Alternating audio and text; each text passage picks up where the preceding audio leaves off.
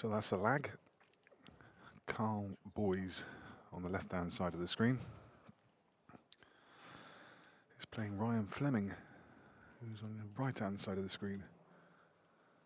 I think Karl won the lag. Couldn't quite see, but I'm pretty sure it was Karl. And for anyone recently joining us, this is event 4 of the Supreme Pool Series. As we mentioned before, it's emblazoned across your screen.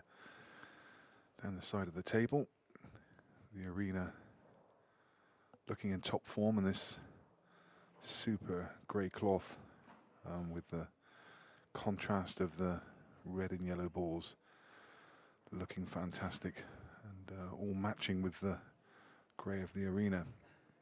I'm joined on commentary for this match by Adam Penwell. Morning, Adam. Morning, Nick. How you You've doing, breezed through your first match.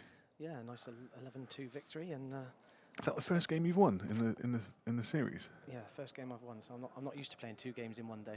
So it's going to be interesting. But no, I mean, Normally you could sit back and relax and get drunk now and be back on tomorrow morning on the loser's side. I don't know what you're talking about, but it's going to be nice not to have to play at 9 o'clock tomorrow morning. But yeah, obviously played the first round, played well.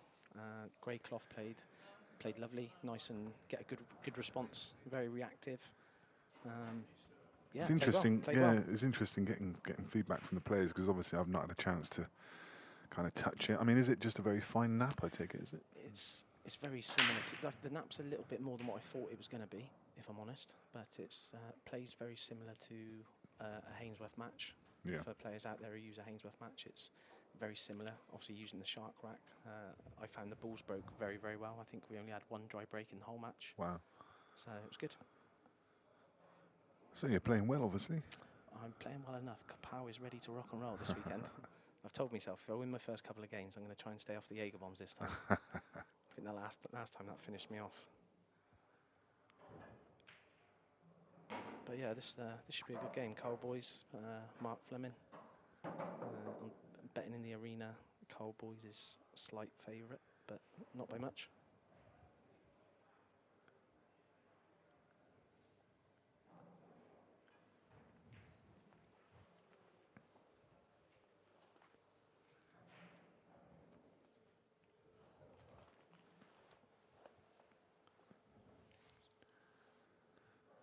So there's a whole bunch of other games underway at the moment. Simon Fitzsimmons is playing Craig Brown.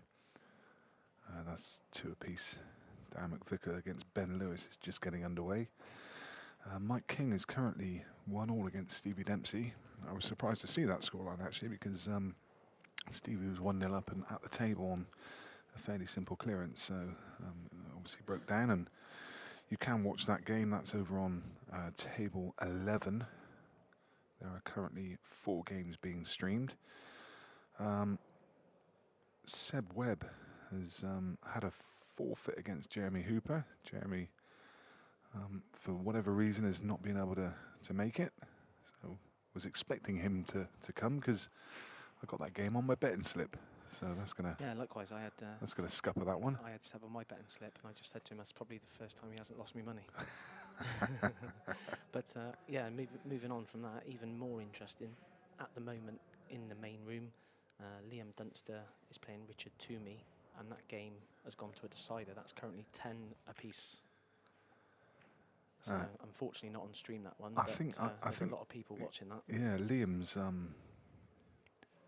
gone hill in quite a few games over this series, and from memory, I think he's won quite a lot of them. So it'll be interesting to see who's at the table in that game.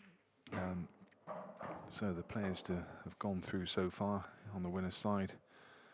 Obviously, my co-commentator Adam Penwell, he's through. Sean Story is through. Toby Bolt beat Neil Wren. Jake Dillon Newlove beat Jack Whelan. Jamie Graham beat Lee Boggy. Dave Fernandez through against Daz Lightfoot. Christy Caulfield won a hill game against Rob Warren. Arthur Dad had he fairly brushed aside Cole Bedford 11-2. Carl Morris through against Paul Riley. That was a tough, close game all the way through. Joe Prince beat Richard King. Shane Thompson through against Gerard O'Gorman.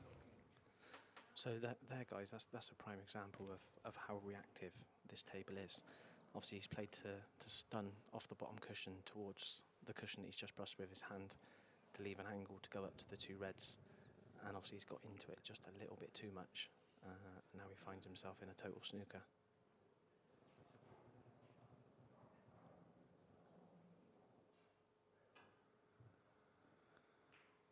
And just a quick look across at the Ryder Cup, and we see that things aren't going particularly well for Europe, having had a very good start. Well, are they 3 down? Yeah, we're 3 down. 3 down. And but we are up in the last match between Molinari, Fleetwood, Woods and Reed, so they can salvage something. They're actually on the 17th there, so they just need a draw in that game to pick up a point. So it could be 3-1. I know there was a lot of people back in 3-1 after the first round. I think it was a fairly good price as well. I think it was around about even money, so a lot of people were back in that, or just over even money, should I say. About 5-4, I think it was. So we'll keep a passing interest in that throughout the weekend.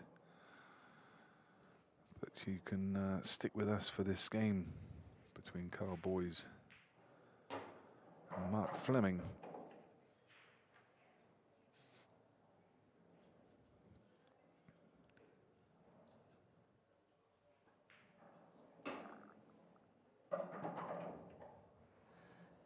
And there's another example where it's reactive in open play, but off the cushions, it's still a little bit slower than what the players are expecting at the moment.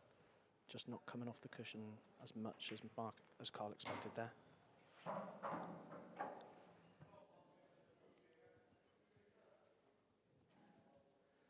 And he probably would have preferred a bit more angle on that one as well, to be honest.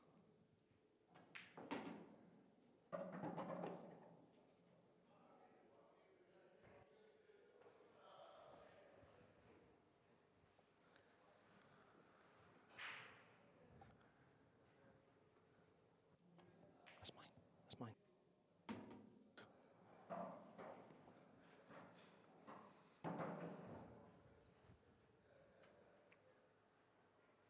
So now this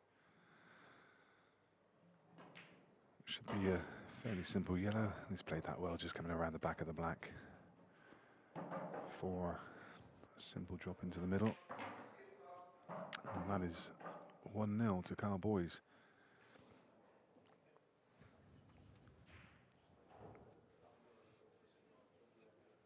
Quick look at the player profiles.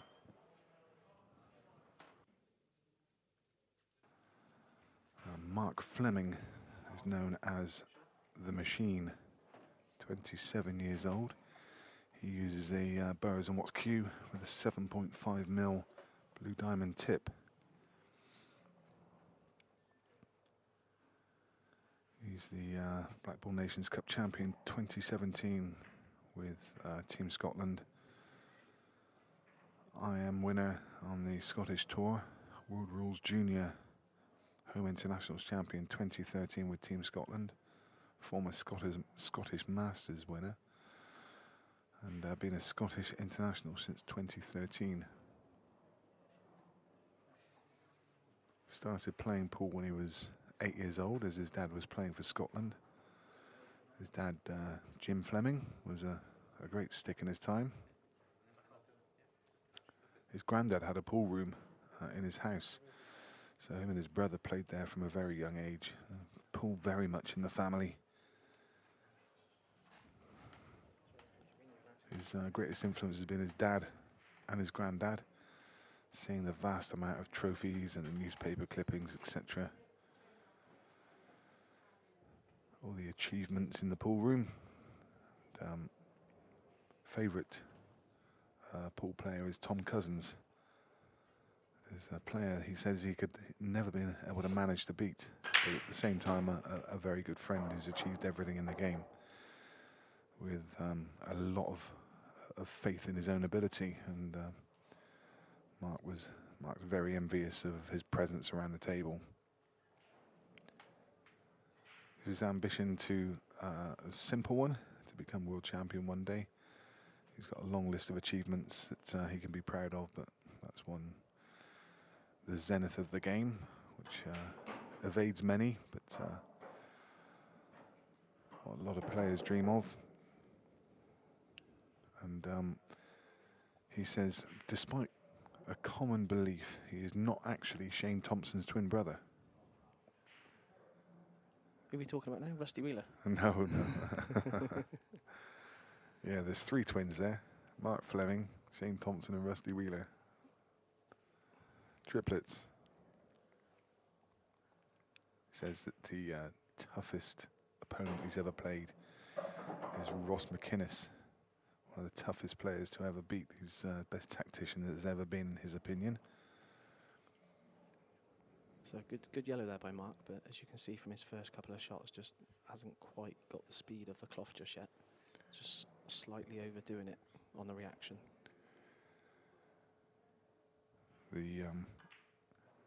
When asked about his other talents outside of pool, he says he's probably the best toast maker in all of the UK, maybe even the world. Wow. Yeah, that's a maybe I'll nip to his room for some cheese on toast later. That's a big shout. That's a big claim, that one. It is. Very big claim. I wonder if he's a toaster man or a grill man, you know. Makes all the difference.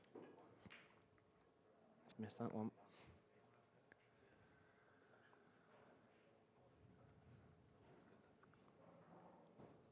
His opponent at the table now, very recognisable.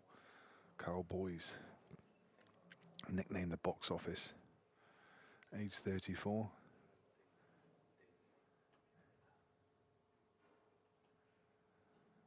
He's a Predator Q with a Kamui tip.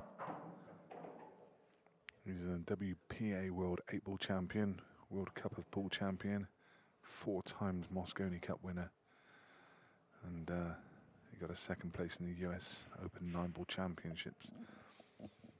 Great player in the Mosconi Cup over the years. Yeah, that's not a bad thing to have on your CV, is it? It's incredible, yeah. Got some record. Love the Mosconi. Just bought some tickets to this year's, actually. Planning on going to next year's as well. I missed the last one in Vegas. I went to Ali Pali the year before, but I'm definitely going to go to the next 2. It's my 50th next year, so it's going to be a bit of a treat. Oh, mate, it makes me jealous. Started playing age 15, which is fairly mature compared to some players, kind of 6 or 7 years old. Favourite cube sports player is Earl Strickland.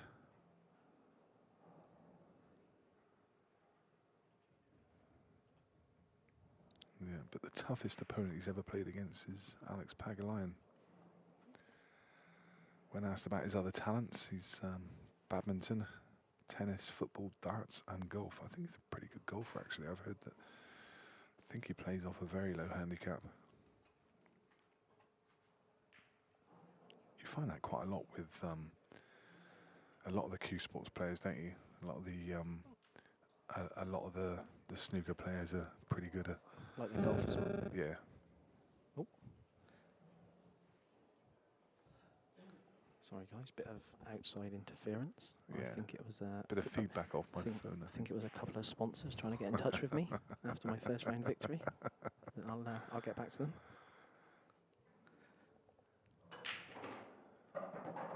He's gone all in. That's a great effort. He's been a little bit unfortunate. He can. Been a bit harsh there. I think he can just get through to the potting anglers. Maybe, I'm not sure. But even if he can, it's hamper queuing. It's a horrible shot. Yeah, the yellow goes, definitely. The yellow goes. It's just like I said, it's the hampered queuing that's going to make this tricky. And he can't just roll it in either. He's going to have to hit a medium pace to come off of 2 cushion to land on his other yellow. Oh, wow. Just dropped, but just needed a little bit more pace, I think. No. Can he bend it around there? Just a half ball, isn't it? He can bend it, but obviously the issue with bending this is, he doesn't want to hit that yellow full ball over the pocket. He needs to bend it, just clip the yellow, so the white in turn hits that top jaw stroke cushion. Yeah, hitting it full ball, the white Comes side down. either going to follow it in Yeah. and go straight in after it, or it's going to stay up there, which is either one's no good.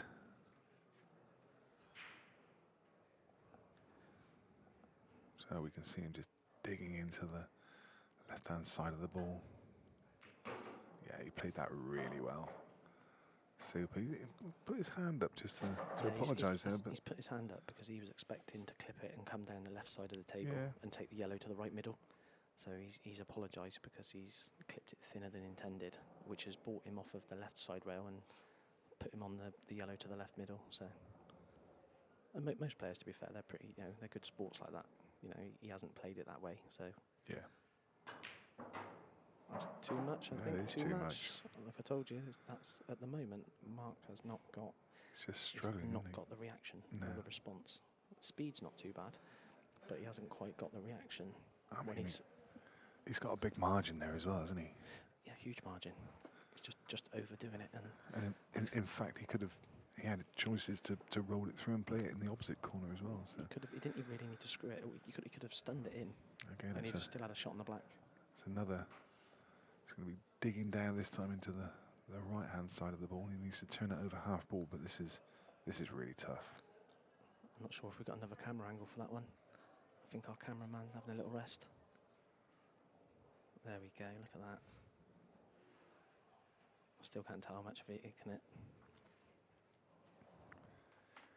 He's definitely going to have to bend it. There we go. It looks like he's really digging down as well. It's A bit more bend this time. And it didn't take, did it? So I almost called it before that. I was going to say, if he hits this fairly hard, he could pop the black off the red. And it was easy to say when you're watching with a microphone on your head.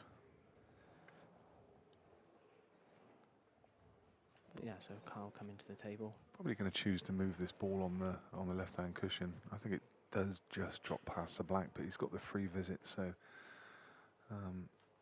just really depends whether he thinks that ball goes. If it does, then he can leave it until last. No, he didn't foul, did he? Sorry? He didn't foul. Oh, of course he didn't. What am I talking about? Yeah, no, he hasn't got a free visit. I'm talking absolute nonsense, sorry. Sorry, guys. Gus Nick's getting towards 50 now. Sometimes he gets a little bit forgetful, so I'll try and keep him on his toes. It's been a long day. It's been a long day already. Yeah, it's normally a long day for me when I lose first round. I travelled up this morning. I mentioned during the first game that I left my glasses at home. Sorry, I left my glasses in the office last night, so I had to drive to work first to go and pick them up before I came here. So, and that's about half an hour in the opposite direction. I made the sensible decision and came up last night. Yeah, I should have done. It's got to be done.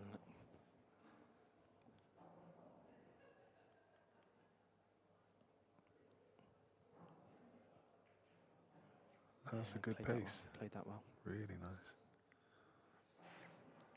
So likewise, when he hit that, it looked slightly too hard, but then as soon as it's got to the cushion, it's slowed down a little bit. Played it absolutely perfectly.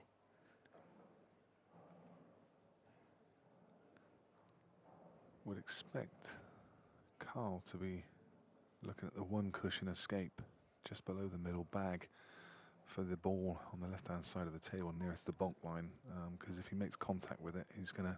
Ball at the top, I reckon. Yeah, there you go, ball at the top he's played. Oh, yeah. He's missed it. He's definitely played the ball at the top on the bulk line. Yeah, So red top left is what he's played. He's played that just in case he hits that red in the middle of the table too full in the face and leaves a potential shot on the black. Yeah. So he's played the right shot, but obviously he misjudged it. So ball in hand for Marc.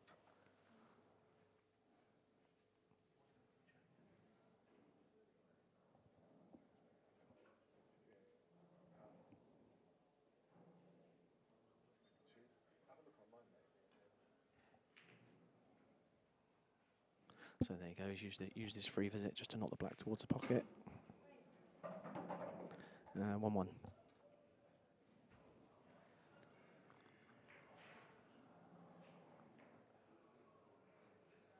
So we're going to have a quick look around the other scores. The Dunster Toomey game has gone off of my screen, so that's obviously finished. Yeah, I'll tell you the score on that in just a second. I normally have Q score on this laptop, which is much better than what I've got on here, so I don't know if I can change that. Liam Dunster won another Hill game. He won it 11-10, comes through did that he? one 11-10, yeah. He's a machine, isn't he? Yeah, really. He is a machine. Craig Brown, currently 4-2 up against Simon Fitzsimmons. Yeah, that was on my betting slip. Dan McVicker is also on mine. On my slip. Which one have you got? I've got a couple of slips You going got at the Fitzsimmons, moment. haven't you? No, I didn't bet. No, Brown. Oh, have you? His odds were good. I've got a couple of slips on the go. Dan McVicker 2-1 up against Ben Lewis. Stevie Dempsey 3-1 up against Mike King. Oh, and I'm not being biased, but I've got boys in this match. All right. So come on, Boise. Come on, son. Come on, the Boise. Ronan McCarthy against Marc Flemming's brother, Ryan Flemming. Currently 2 apiece. Ronan, 1-4 favourite, I think, before that one started. Yeah, one of my Calcutta buys. And Ben Flack, who is the Beard Productions horse for the weekend, taking the place of Yannick Beaufils. He is currently 3-1 up against Andrew McKee. Dave McQuillan 2-1 up against Brian Halcrow.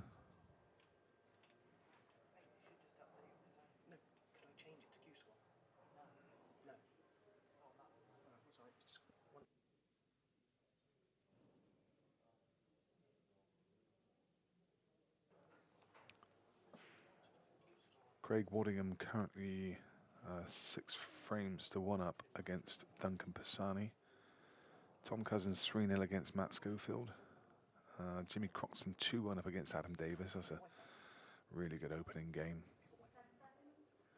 And Clint Hansen about to get underway against Ryan Pisani. So that brings us up to date with all of the scores. Craig Waddingham looks like he's in a hurry. 7-1 up. That game can't have been going that long, probably about 25 minutes. I think he watched my game. Karl O'Donoghue 6-0 up against Leo Boomer. There's another one in a hurry. So the streamed games are Stevie Dempsey against Mike King. Stevie 4-1 up. Dave McQuillan against Brian Halcrow. Dave McQuillan 2-1 up. Craig Waddingham against Duncan Pisani. So those are our streamed games.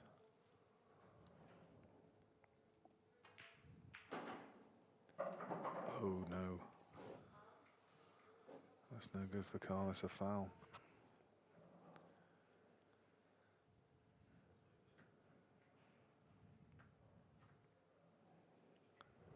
Mark takes the ball in hand.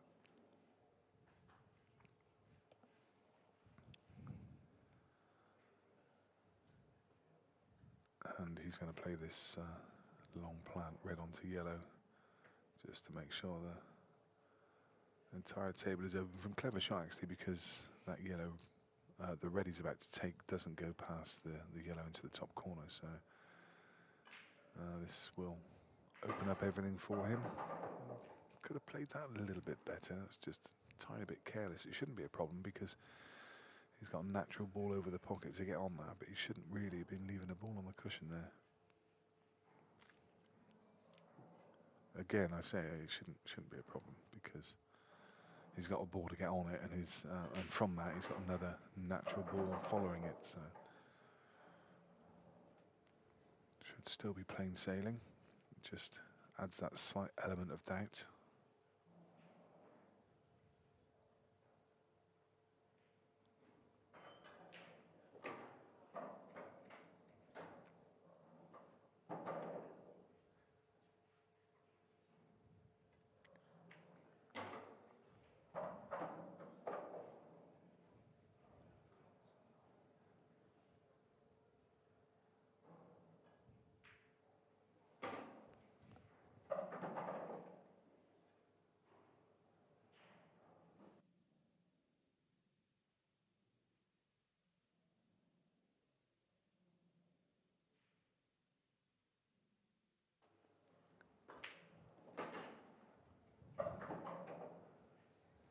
Mark making quick work of this finish. He takes the lead 2 frames to 1, and he has the break in the 4th frame. The referee in a bright orange top. That's the very recognisable Viv Resco. Viv runs the IPC, the Independent Pool Company, which is the body that kind of trains and qualifies a lot of the referees, the black ball referees, and also she'll be training all the refs for the Supreme Series. She organises all the refs for this event. Very experienced. Partner of one of the players in the event, Gareth Hibbett.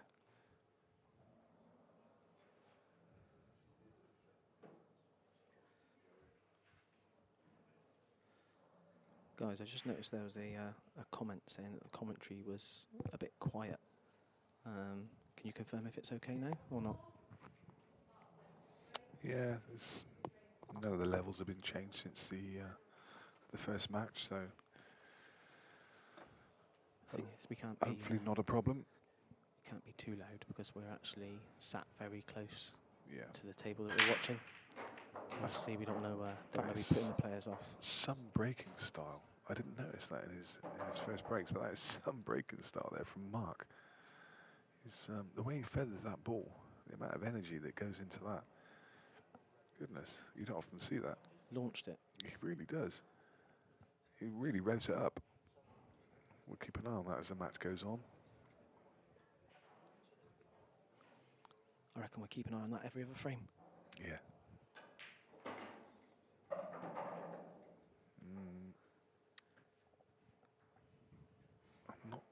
I'm not sure that's what he planned. I think he's come too far.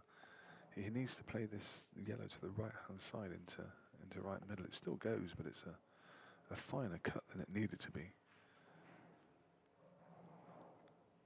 White Rose Pool says all is good. Cheers, guys. Much appreciated. Yeah, and that was going to be the problem there. He's just let that get away slightly.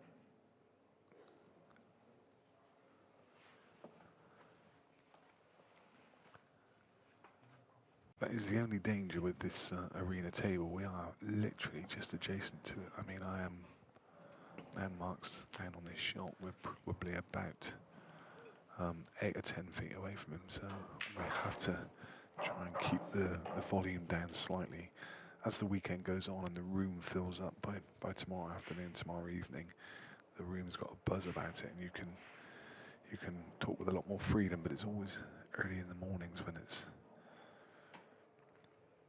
Yeah, when there's not many in there. I mean, there is some people in watching the game, but it's a quiet arena at the moment. Yeah.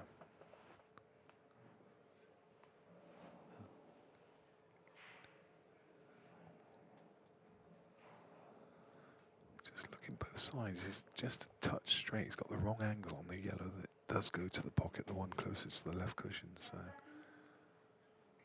he's having a good look at this, and he's called his extension.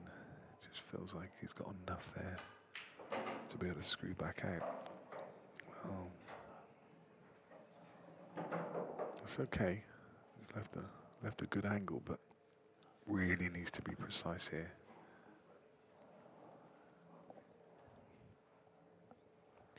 Yeah, I think what he's done is he's underplayed it deliberately because so far he hasn't quite judged the reaction. So he's underplayed it, Yeah. thinking he didn't want to overplay it. Just come far enough there. I mean, You can just see a that. few inches less pace, and he's actually landed pretty perfect. And would have liked to have come a bit wider, but this is fairly simple cut. A lot thinner than he would have liked it to have been. Yeah, good players don't miss these. I think there's no problem. Nice camera angle for you guys. There we go, look. Good stuff. Perfect. Where's that weight going? Where's that weight There going? is the white ball going. Where's that weight going? He's going to keep on rolling. Oh, wow.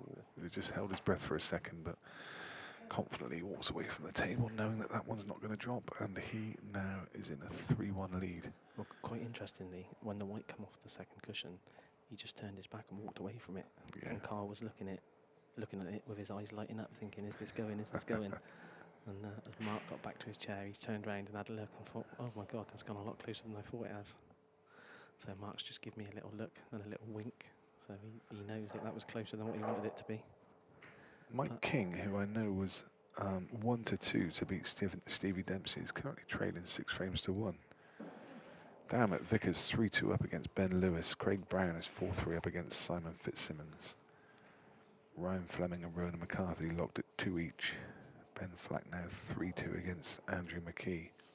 Halcro and McQuillan tied at 2 each. Karl O'Donoghue is 7-1 up, but Leo Boomer has got himself on the score sheet. Craig Lakin 5-4 down against James Taylor. Craig Wardingham is 9-1 up against Duncan Pisani and looking like he's in a hurry to get back to his bed.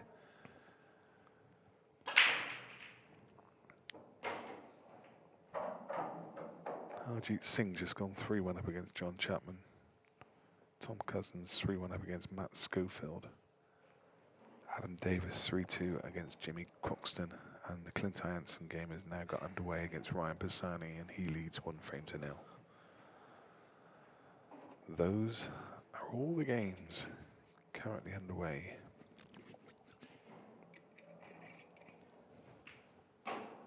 We've got a few forfeits in the next section. Ben Mackey's got one against Tony Halpin. Mark Boyle through against what would have been a very tough game against George Tierney. George was an odds-on favourite there, wasn't he? Oh, I'd be surprised if he wasn't, to be honest. I'm very surprised if he wasn't. And Rob Chilton already through against Patty McCarron. So hopefully those guys are all well and safe, and obviously all got good reasons for not turning up. Well, I know there's no forfeit for me next because I've seen both the players already play their first round match. Yeah, who have you got? I think Sean Story beat Drew Hughes. That's right, yeah, he did, yeah. So you've got Sean. I've got Sean Story at 8 o'clock tonight. Apparently it's going to be on the rooftop balcony stream terrace. So we should look forward to that. Just need to be careful there. Need a good kiss. And it's still a little awkward. He's going to have to take the one nearest the round cushion next. And then probably a fairly natural angle to run back through the gap between the red and yellow for the yellow closest to the centre line back into the same pocket.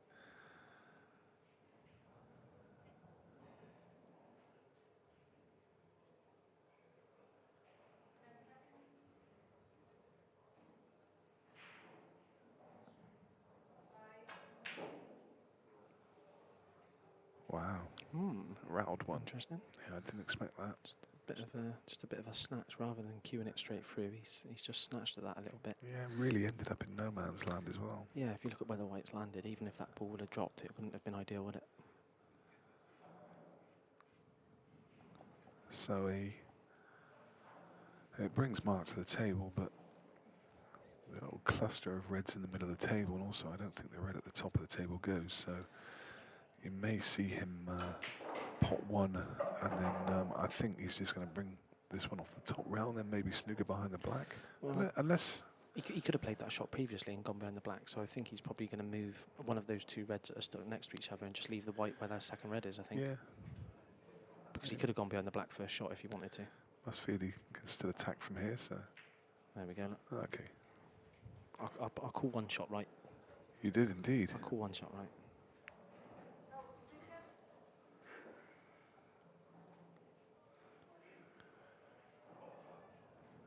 Not wasting any time. Straight down. It's gone through the gap, I think. Through the gap. My goodness. It's unlucky.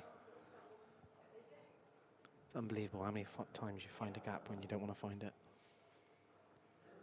I can see Scott Gillespie on the other side of the arena, munching on a sandwich, getting himself ready for his action.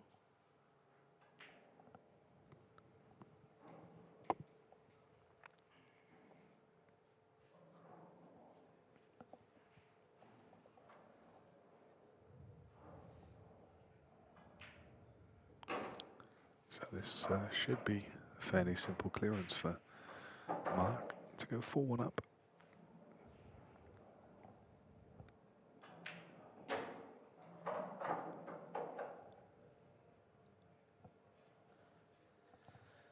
He's not going to have any problems there.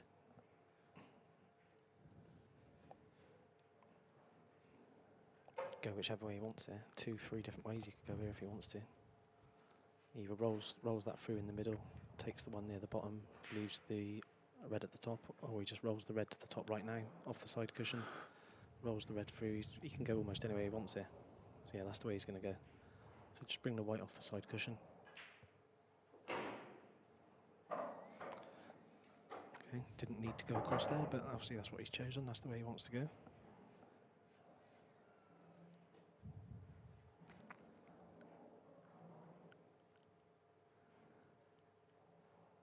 So dig down now, stun this in, drag the white back a couple of inches.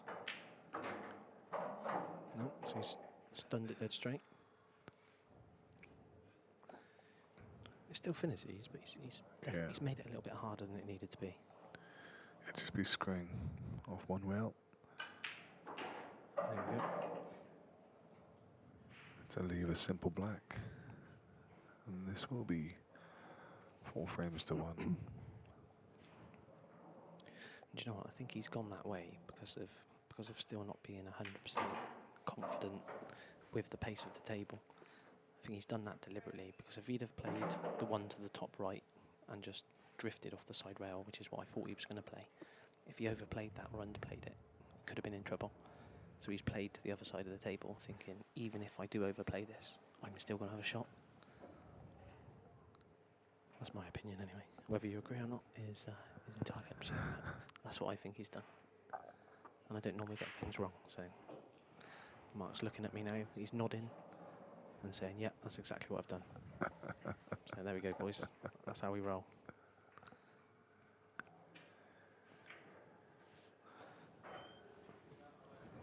Lakin quickly strung together a couple of frames. He's now 6-5 up against James Taylor. Moving 5-4 down. Ben Flack is now 3-all against Andrew McKee, and Karl O'Donoghue tags up another frame. He's 9-1 up against Leo Boomer now. Yeah, just looking into the main room where all the tables are, it's getting quite busy in there now. It's a lot of bodies in there. Not many bodies in the main arena.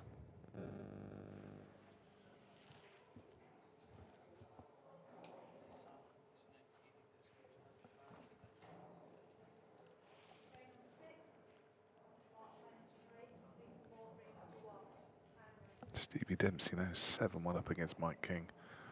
That's going to be a long way back. So here's another chance to see how he breaks.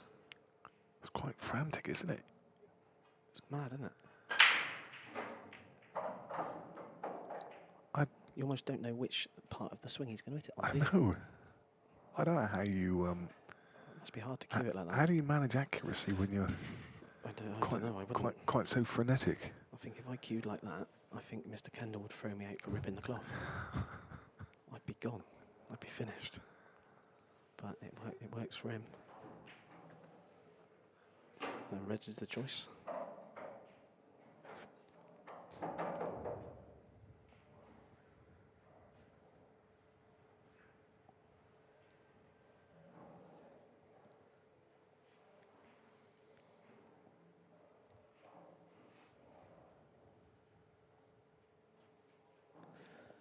So you don't expect him to take these out there.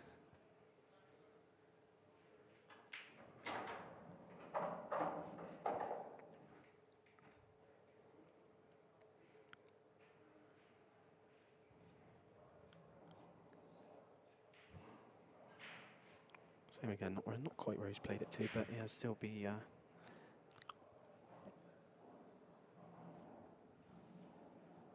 He should still be absolutely fine here. Here, drop the red into the right middle, and then I'd expect him to take the red to the bottom left, come back out, and then take away his last 2 reds.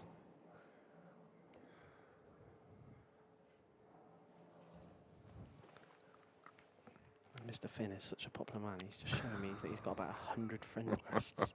100 friend requests. That's not true. That's more than the whole of my friends list. And they're all from fake accounts. And they are. Yes. And they are all very pretty ladies by the looks of them. Yeah. I'm sure that's who they really are. No. So guys, if you're watching the stream on YouTube, if you've got any questions for myself or for Nick, then fire them away. There's no good will, asking me any questions. No, that's why we want you to ask any questions. I don't if you've know got any questions, I don't know the first thing about them. ask the questions. I'll get Nick to answer them. Well, as long as it's not about Paul, you can ask me whatever you and want. then we can have a laugh. So, as expected, he's come back out for that red in the middle. However, I'm not quite sure what angle he's got on that. It doesn't look ideal. No, He can't stun it and go past the black because he's going to flick the black. Can he stun it back across to the side cushion near the middle bag? That's probably the only shot he's got. I don't think he can follow it through. We're about to find out. I think he's going to come back. this could easily go That's a wrong. great That's a shot. really That's a good great shot. shot. Yeah, I have no idea how he's Wow. missed that black. It looked like for the world that he was nailed on to go into it. Almost played that. He's played it with stun, but managed to arc it around the black, almost like he played it with top. That was an amazing shot. Great shot. And he's even got a bit of angle here that you can just nick a bit of the bag. Screw down. Perfect. What a shot that was. That was a great shot.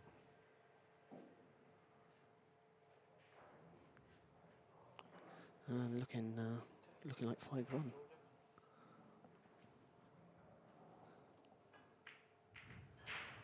There we go. Yeah, this is good stuff from Mark. 5-1 it is. Ben Lewis now beating down McVicker 4-3. Mike King's pulled a frame back against Stevie Dempsey and it's 7-2.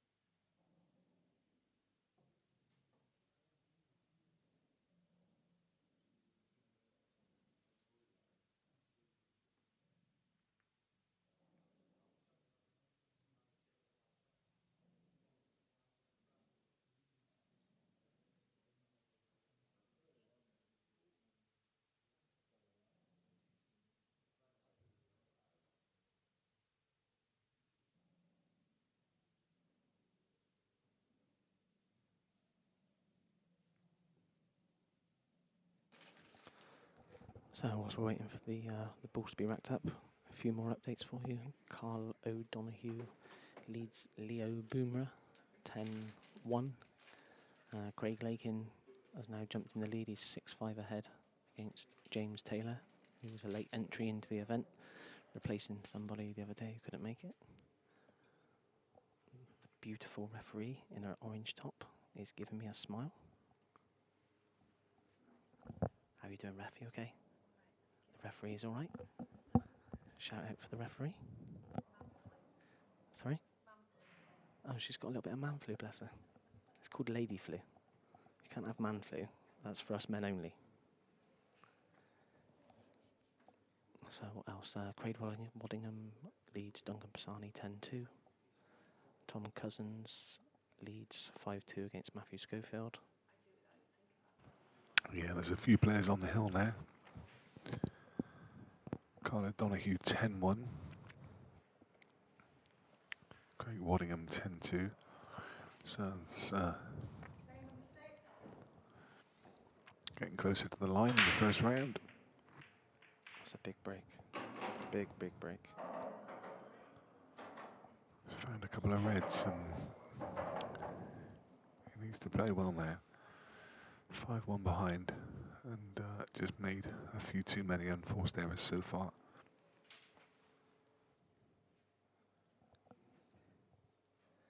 Yeah, reds will be the choice.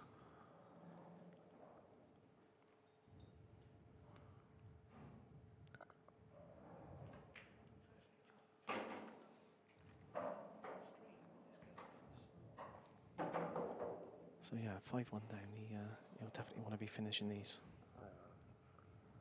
Obviously 5-2 or 6-1 is a massive difference in a race to 11.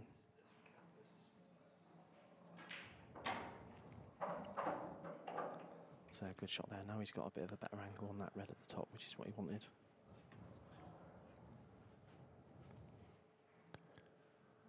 Thing is, Karl is one of those players. He's always going to take a little while to establish himself in a tournament. I understand that he never practices.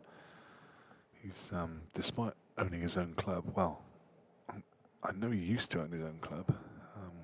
I don't know if he still does. I got the impression from somebody recently that he's let it go. He had a club in Blackpool, and yeah, doesn't ever seem to practice between tournaments. Apparently, oh no! Oh, just for a second. Survived. So I was just going to say then, if he doesn't play this with a little bit of bottom left-hand side, he could get caught behind that yellow, and he almost did.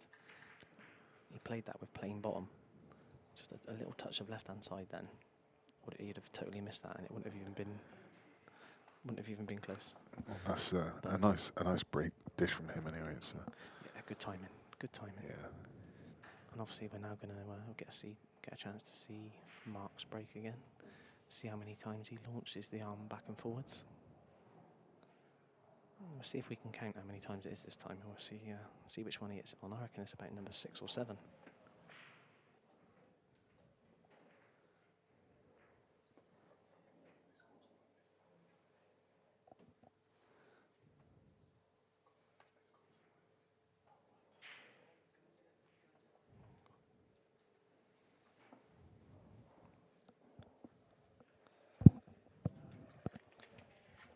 So Nick's just had to step out for a moment, so unfortunately you're left with me and me alone, so sorry.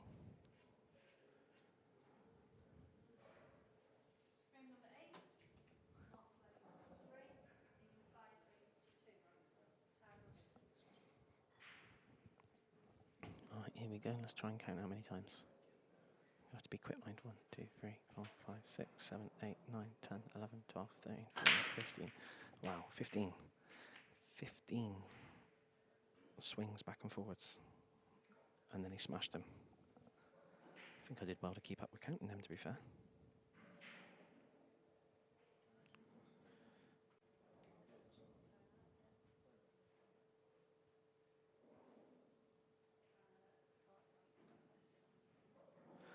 John Bevan, sorry mate, I missed your comments earlier, but no, I wasn't in a position to see any of the Dunster game. That's in the other room, and where I'm sat is right by the main arena table. So unfortunately, I can't see much of the action in the other room. So sorry about that, mate.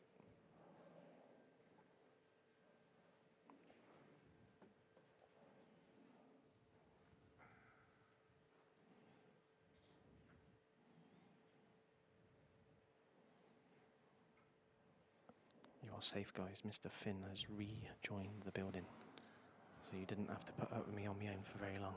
Mike King's pulled back another frame against Stevie Dempsey. 7-3 now.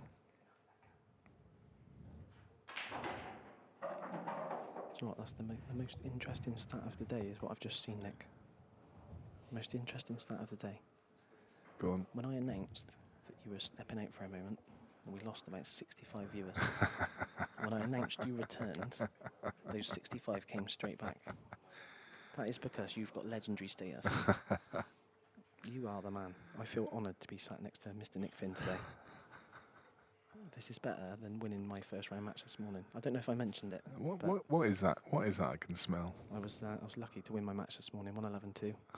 I know I haven't mentioned it yet, but just to chuck it in there, because it is a rare occasion. That's a nice. I mean, Karl literally just had half a pocket there to aim for, so that was a nice little shot. So this one now, he just needs to make sure he gets far enough down the table. He'll want to take the one that's closest to the bulk line next. And that's why he's hit that with so much pace, because he needed to get fairly straight on this, because it makes these next two balls really easy. Just slightly hampered, but he'd have known that before he played the shot. That's absolutely fine. He can just literally drop this in. And again, he can just pinch this one and screw back. He's got a massive margin for error, hasn't he? Half the table to play into for this simple black. And that is going to be 5-3.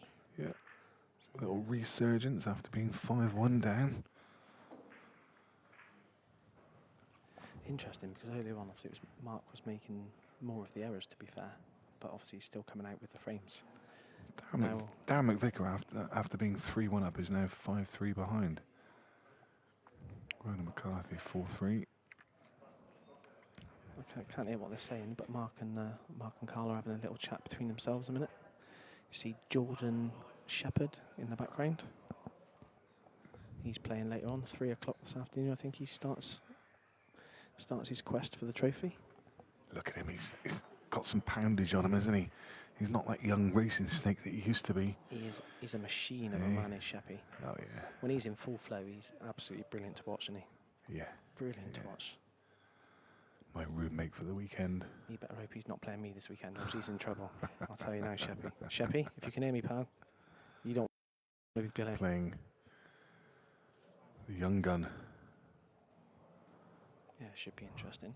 What you when you did step out, Nick, I had a look at the Marc Flemming break. How many times do you reckon he cued at the white before he hit it? And he feathers it. How many times do you reckon? Have a guess. I'm going to go for 22. 15. 15? 15 times. 15 times. Yeah, very interesting.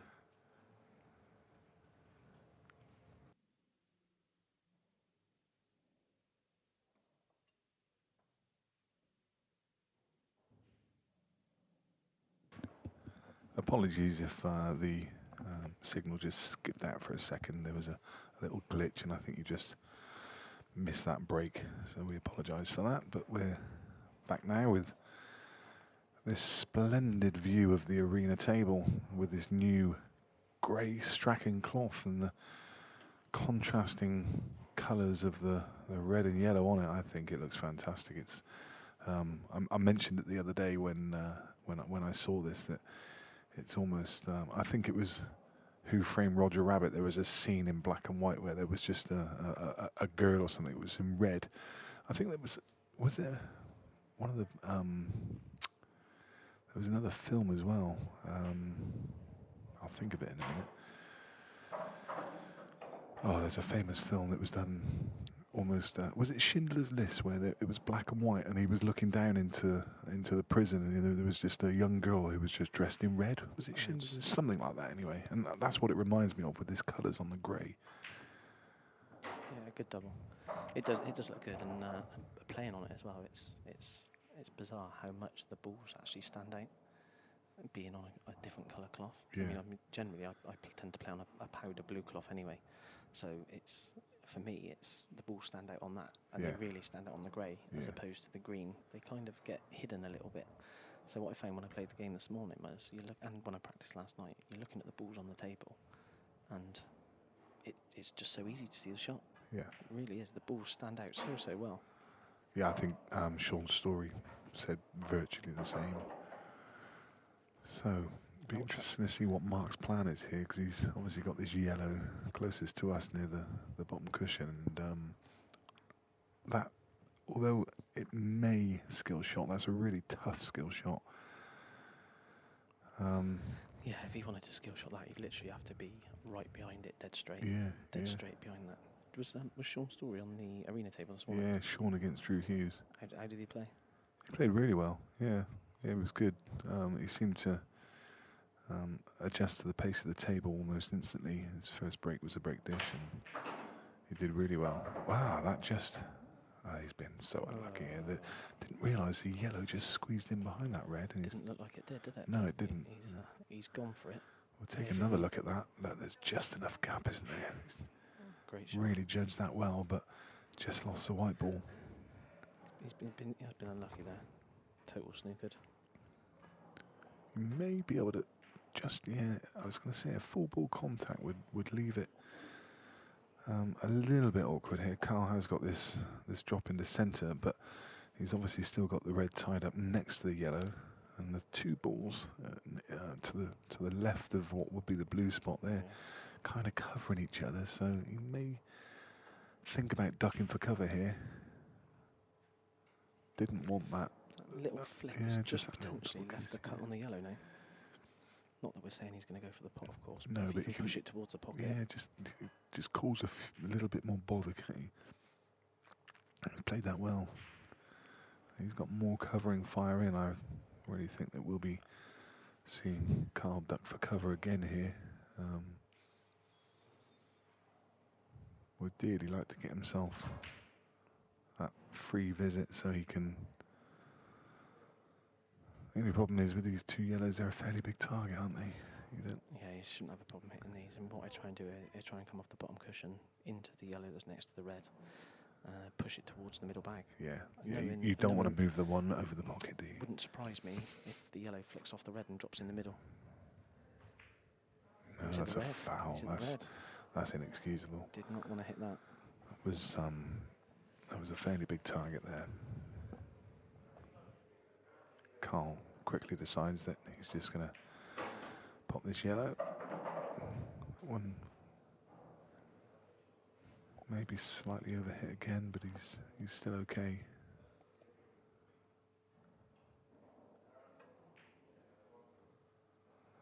Yeah, he played the little cut back into the middle, knowing that the white was going to run safe towards the top of the table, so could play it as a shot to nothing.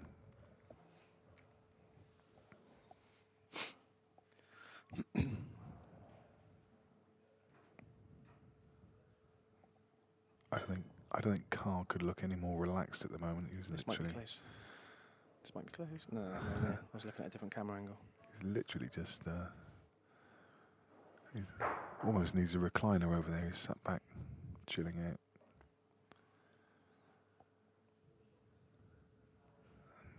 And now Sheppy's found himself a young lady to serenade over there. That's Ashley. That's Declan Brennan's missus. Oh right. I won't say too much then. Oh, she's sound. Her and Declan are sound. No, really nice people. Really nice people. So she probably can't understand what Jordan's saying, to be honest. she's looking at him as if to the Welsh and the Irish. She's got a puzzled look on her face. All we need now is a Scotsman. Yeah, we'd have a good joke. We'll make some out.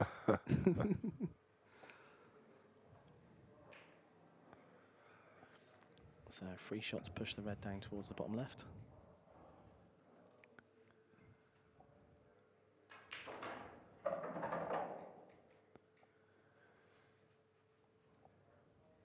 He just doesn't quite seem to have the pace of the table. No, I think they've both struggled with the pace of the table, I think. But he'll be absolutely fine now. He's got choice of, well, he could literally play any one of these 4 reds. So it's just very much a question of personal taste. And now he's back in perfect shape. It's a great camera angle. Queuing dead straight into this red. Just needs to screw back a few inches. Just past where he is now, I reckon. Yeah. There you go, just past where he was. And even now he's got the choice of either. He'll probably play the one over the middle just simply because, well, I don't know actually. It depends whether he feels he can screw past the yellow, and he obviously thinks he can. He couldn't get much better on this red, and that's absolutely fine. Just a little glance on the yellow on the way out. That'll do him nicely. Literally just going to play a stop shot for this straight black.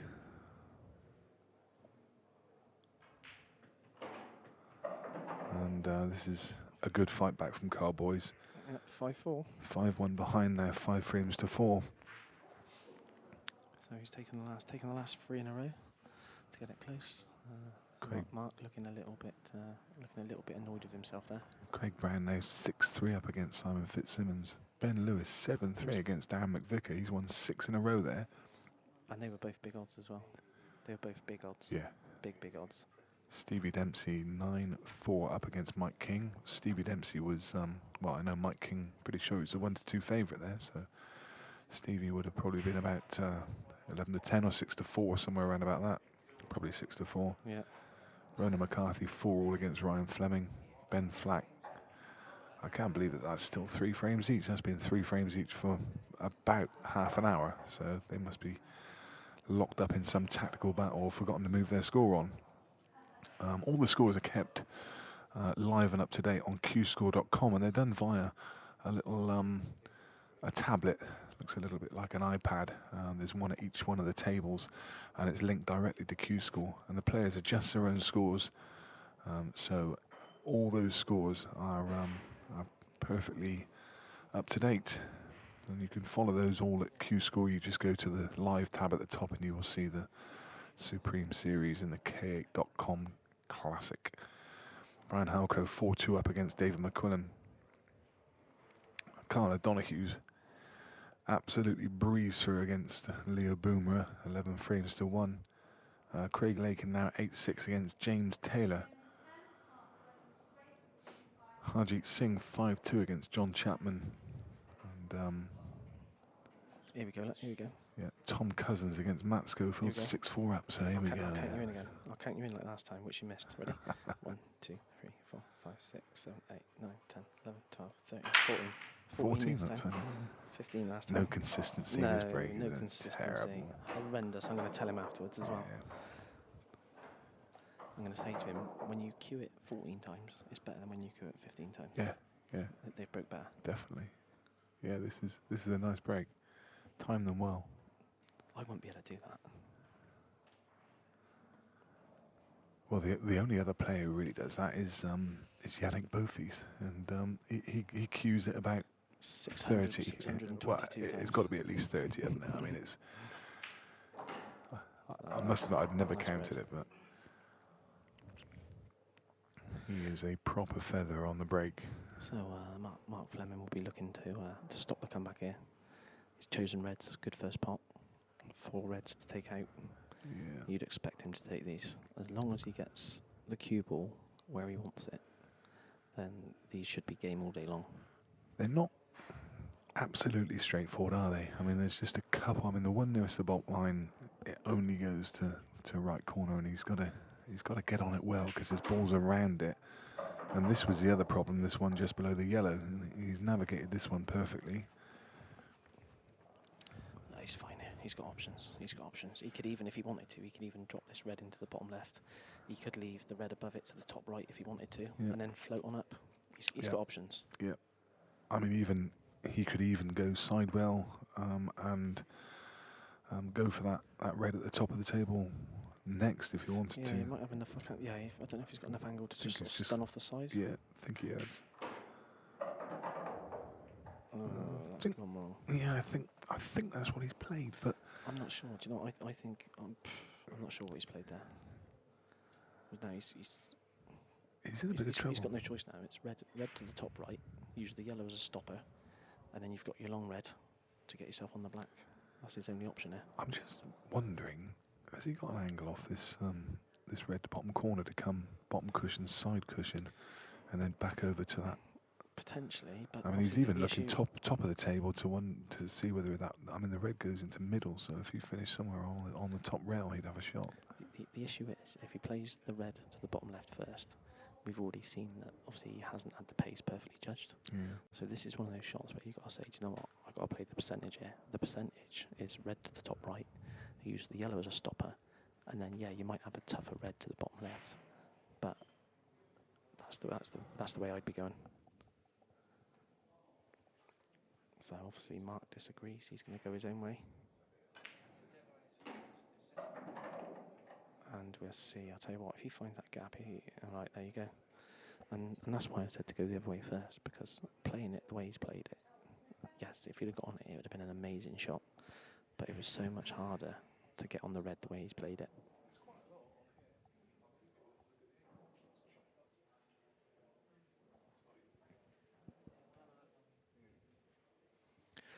So he's found himself in a bit of trouble here. So I don't know if you saw the shot he played, Nick. It was very extravagant. He's made a good pot on the red, but unfortunately this is where he's landed.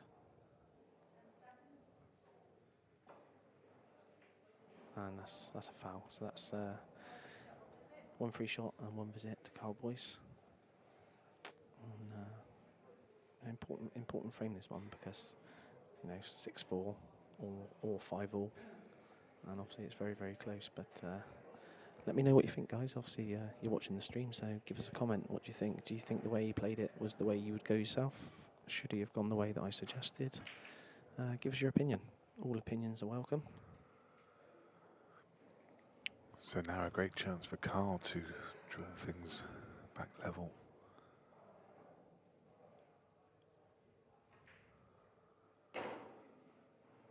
Be interested to know who the guys fancy for the tournament as well.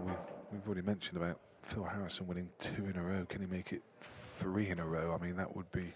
Well, I mean, two is just an amazing achievement. I mean, obviously they've all got to get past you, Adam. That's the problem for them, isn't it? Well, now you're on the winner's side. You're going to feature heavily in this, aren't you? I mean, mate, the best thing is that I'm an unknown, so they're just going to turn up. They think they're going to win, and they get a dose of kapow, and we'll see what happens, mate. But nothing's expected from me, so I'm enjoying the weekend. Great company, great people, brilliant event. So for me, mate, it's a low expectancy, but we'll see what will be. Ben Lewis is taking down McVicker to town now. He's won 7 in a row and he's 8 frames to 3 up. Craig Brown, 8-3 against Simon Fitzsimmons. I couldn't have called those 2 matches any different, any more wrong. Stevie Dempsey 9-5 up against Mike King, but Mike has won the last frame. He was 9-4. Ben Flack now 5-3 against Andrew McKee. He's strung a couple of frames together. Another result just gone through. Craig Waddingham has just beaten Duncan Pisani. Duncan's relative, I'm not sure if it's brother or son or who it is, but not sure, mate. Ryan Pisani is sure. Currently 3-all against Clint Ianson. Clint off the back of the victory at the EBPF singles last week, so he'll be on form. Right, just looking at some of your comments on YouTube, because I haven't had them up, so I'll have a quick scroll through. So someone has put on here on the stream, it doesn't look too far from the powder blue.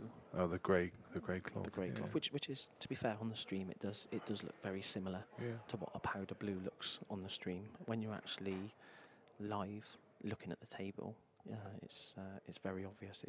It's a grey. It's nothing like a powder blue. It's certainly its own individual cloth. But yeah, no, I agree with you. Looking at it on the stream, if you put an 861 powder blue right next to it, yeah, it wouldn't look too different. Certainly wouldn't look too different. Another comment: is the real number 1 playing this weekend? So the number 1, he was supposed to be playing this weekend, and he was in the draw, but due to some unfortunate circumstances, he's unable to make it, which is a shame because obviously he's a great guy, brings a lot of fans with him, legendary status. Done a lot for the world of 8-ball pool, and it's a shame he's not here actually. But obviously the tournament will have to move on without him. Yeah, Mark Ball will be breathing a sigh of relief. So another question, Nick. I'll let Nick answer this one, even though it's addressed to both of us. Nearly. I've got a question for you, Nick. So someone called M, has written, Nick stroke Kapow, has the rack been moved higher? No, it's funny enough, someone asked that the other day and said that it must be a trick of the light on the grey cloth or something, because somebody mentioned exactly the same thing the other day and said that the rack looked like it had been moved higher. No, it's standard for any pool. The black spot, the dot closest to us on that line. So the top spot is for the front ball, and the dot closest to us is in a direct line from the center of the corner bag to the center of the middle bag. So that's like if you draw a cross between the 4 pockets, that's where the black spot goes, and that's standard for any table. It's certainly not been moved on here. It probably looks a bit higher because obviously when the rack's set up, obviously you can see the bottom of that white line, which then comes out of the bottom of the rack. Yeah. Obviously the idea of that is to make sure that the shark rack is central Yeah. and that the middle ball is central. So obviously what you will get with the shark rack is you'll get all the balls touching. You won't see any twisted racks like sometimes happens in certain games. Absolutely. Obviously the rack will always be straight. And also because obviously the camera angle is looking down at the angle it's looking down at, it sometimes gives the impression that it's a little bit further up the table than what it actually is. But like Nick said, it's definitely in the correct place. Yeah, and the good thing about the shark rack, one of the other good points about it is the rack, as you just mentioned a second ago, is never going to be twisted. It's always going to be in identical places. No high racking, there's no low racking.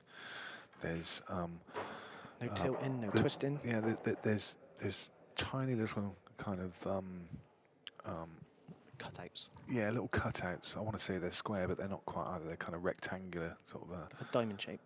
Well, yeah, diamond shape, diamond shape. Yeah. There's a little diamond shape cutout, which the ball sits in. It's only, I mean, it's very shallow, but it's just enough to hold the ball in place.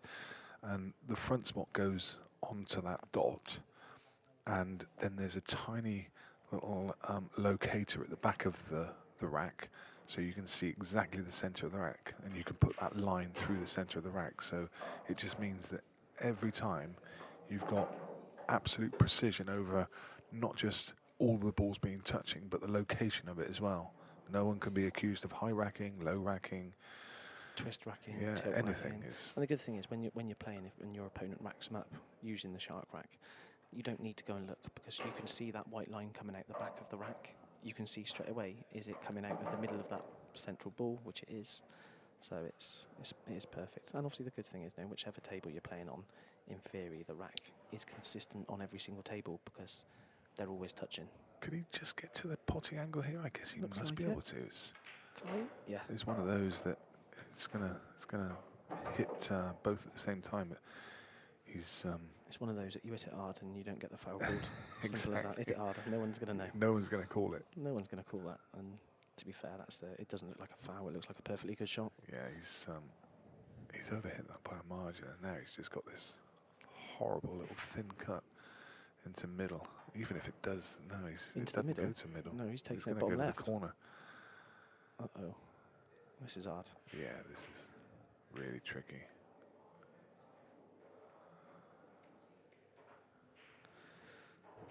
And that really was just an enforced error.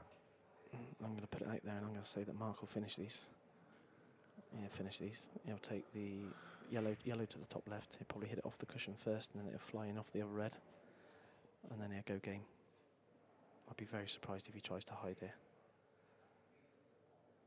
So red will go off the left cushion, flick the red. Oh, he's gone safe. He hasn't played that. He hasn't obviously the way he's played that. He hasn't played to pot it. No. He's chose to try and secure the frame. He's tried to make sure of it. He's tried to hide the white, play the snooker. Yeah. He's still going to play the snooker again, but I'm surprised he didn't go game there. And you can just see that the red's not touching the cushion. There's a daylight between. So yeah, I mean, a lot of more naturally aggressive players would have definitely gone for the finish there. No, I'd have gone for them all day long. To be fair, I play very little safety anyway, so can't see. Referee's head just over the top of the ball. So she's called a foul. Yep. Sorry that we couldn't see it. I'll have a word with her in a minute. I'll tell her not to do that again. So Marc's asked for ball in hand. So one free visit plus one visit.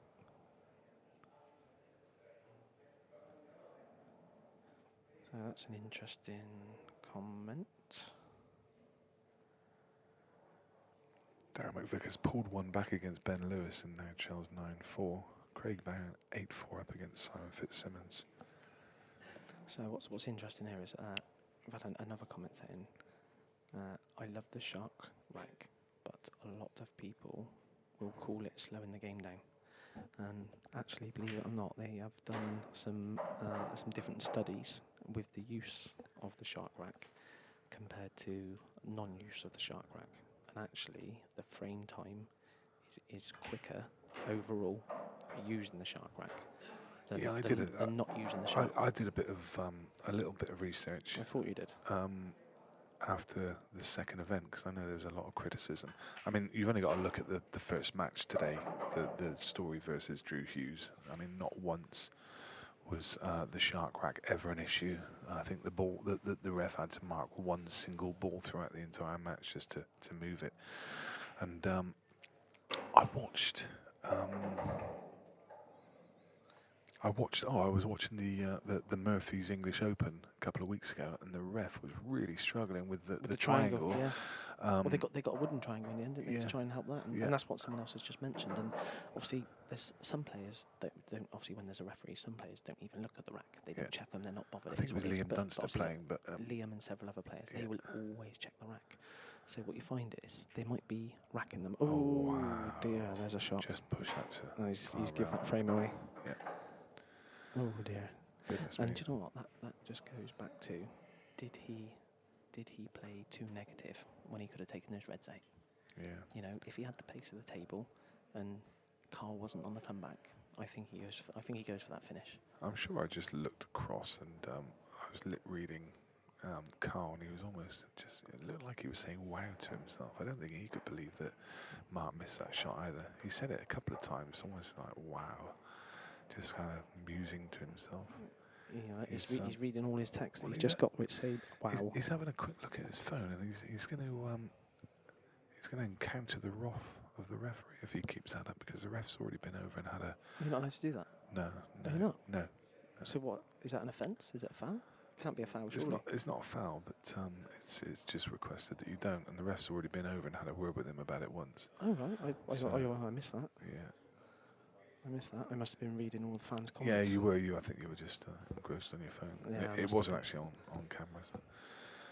So I was doing the same as what he was doing then. I was looking at my phone like he was. Yeah, that's right. Yeah. So the referee might come and tell me off in a minute. But yeah, he's still on it. If we could zoom in, we could probably even tell you what he's looking at. might even be able to read his messages. Yeah. Can my cameraman zoom in on his phone?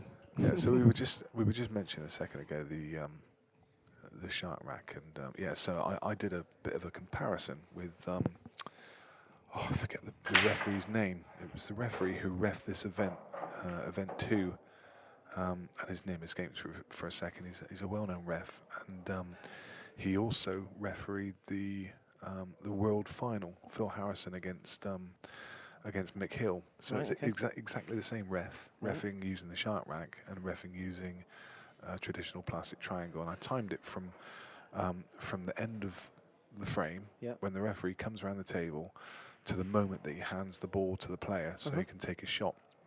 And actually, the shark rack came out on average about 10 seconds faster for setting the balls up. Really? This is the same referee using different equipment in the same scenario. So it was a like for like comparison.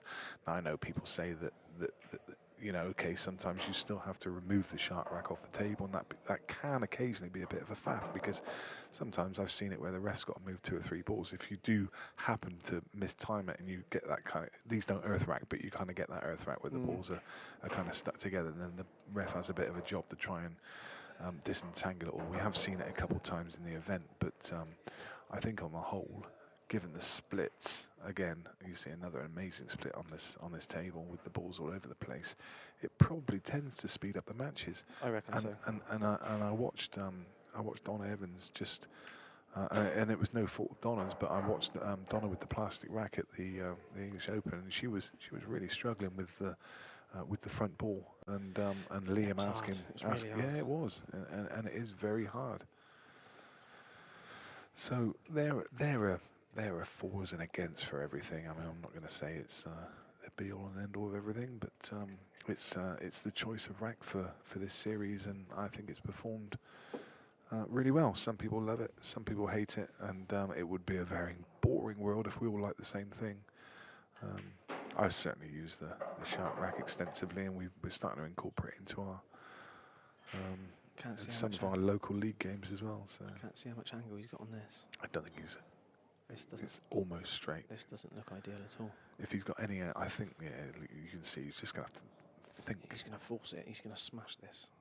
He's I thought, oh, he's going to tap it. I was going to say, I think he's just... Thanks for that, Mark. Cheers, mate. Sold me right down the river there, isn't he? I was going to say, I think it goes to top corner, so he could just roll it through. I thought that because he cued it, like he was cueing his break. Yeah, exactly. So I thought he was going to smash it and try and stun it and force it up. Yeah, so he's one of those players that looks like he's going to smash everything because he's got that fast kind of feather. He's absolutely sold me down the river there. You wait till I see him after. I mean, another player you can never tell how hard they're going to hit it is Chris Melling, because he's got the same backswing, whether he's going to smash a shot at 90 miles an hour. That's a good shot. That's a very good shot. Yeah, that's really nice. Great shot. I think it may have passed the yellow to top corner, and he was dead straight, but he didn't have an angle to get up for the black, so he's played a great shot to middle. And Marc Flemming takes the lead, takes advantage.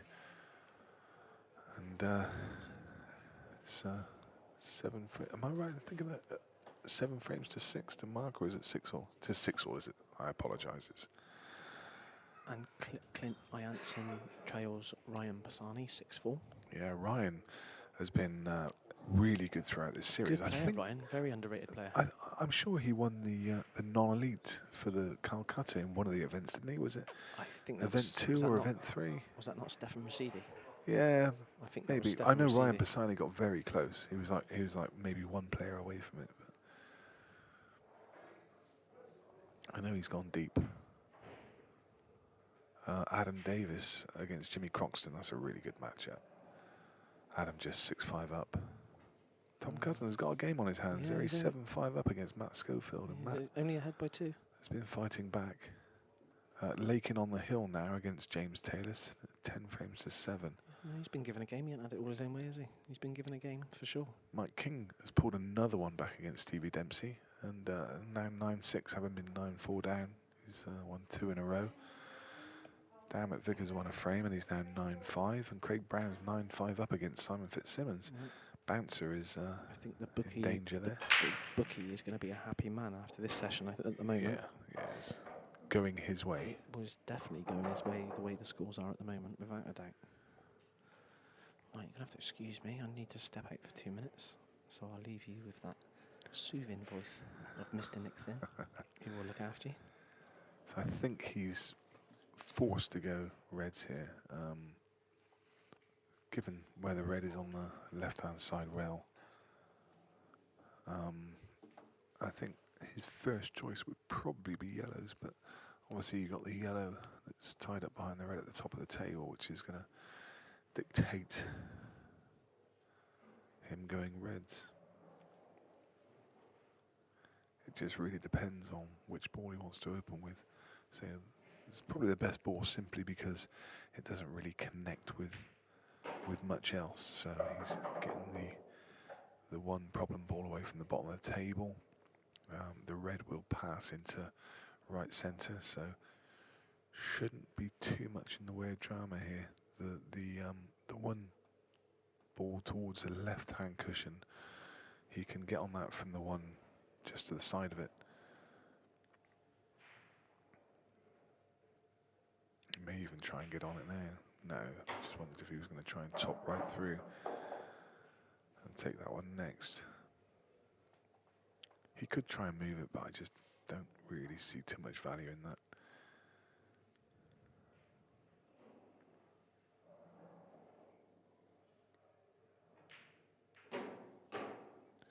And he has deliberately played the skill shot there to drop in one red on top of the other.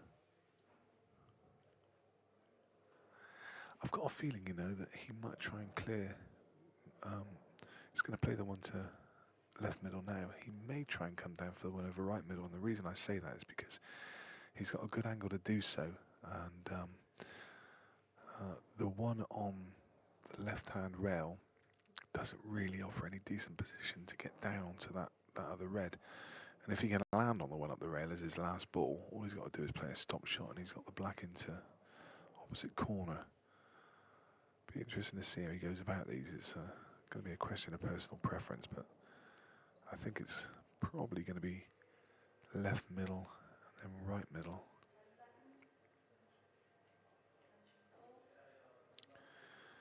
He's having to give it a lot of thought. There's no real natural path So he's taken this extension.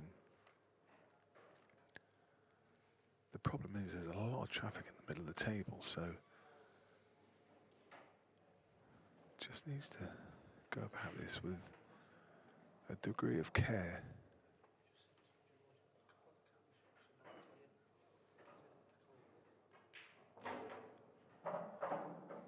And indeed, he's going to go left centre next, and a fairly natural angle to come around 3 cushions. He's going to come off right side rail, bottom rail, and then across to that left-hand rail, and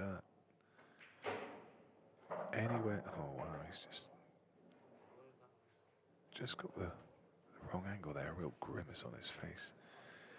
He needed to almost put a touch of right-hand side just to open that angle up and come across on the side rail. Now the problem is with this, it's very potable, but it's trying to hold for the black. I think he may be able to just hold on the yellow. Yes, he can. That's a good shot. Played that really well, controlled it well. Slightly hamper queuing on the black, but shouldn't be a problem. He's just queuing to the side of it as well, so it should be fine.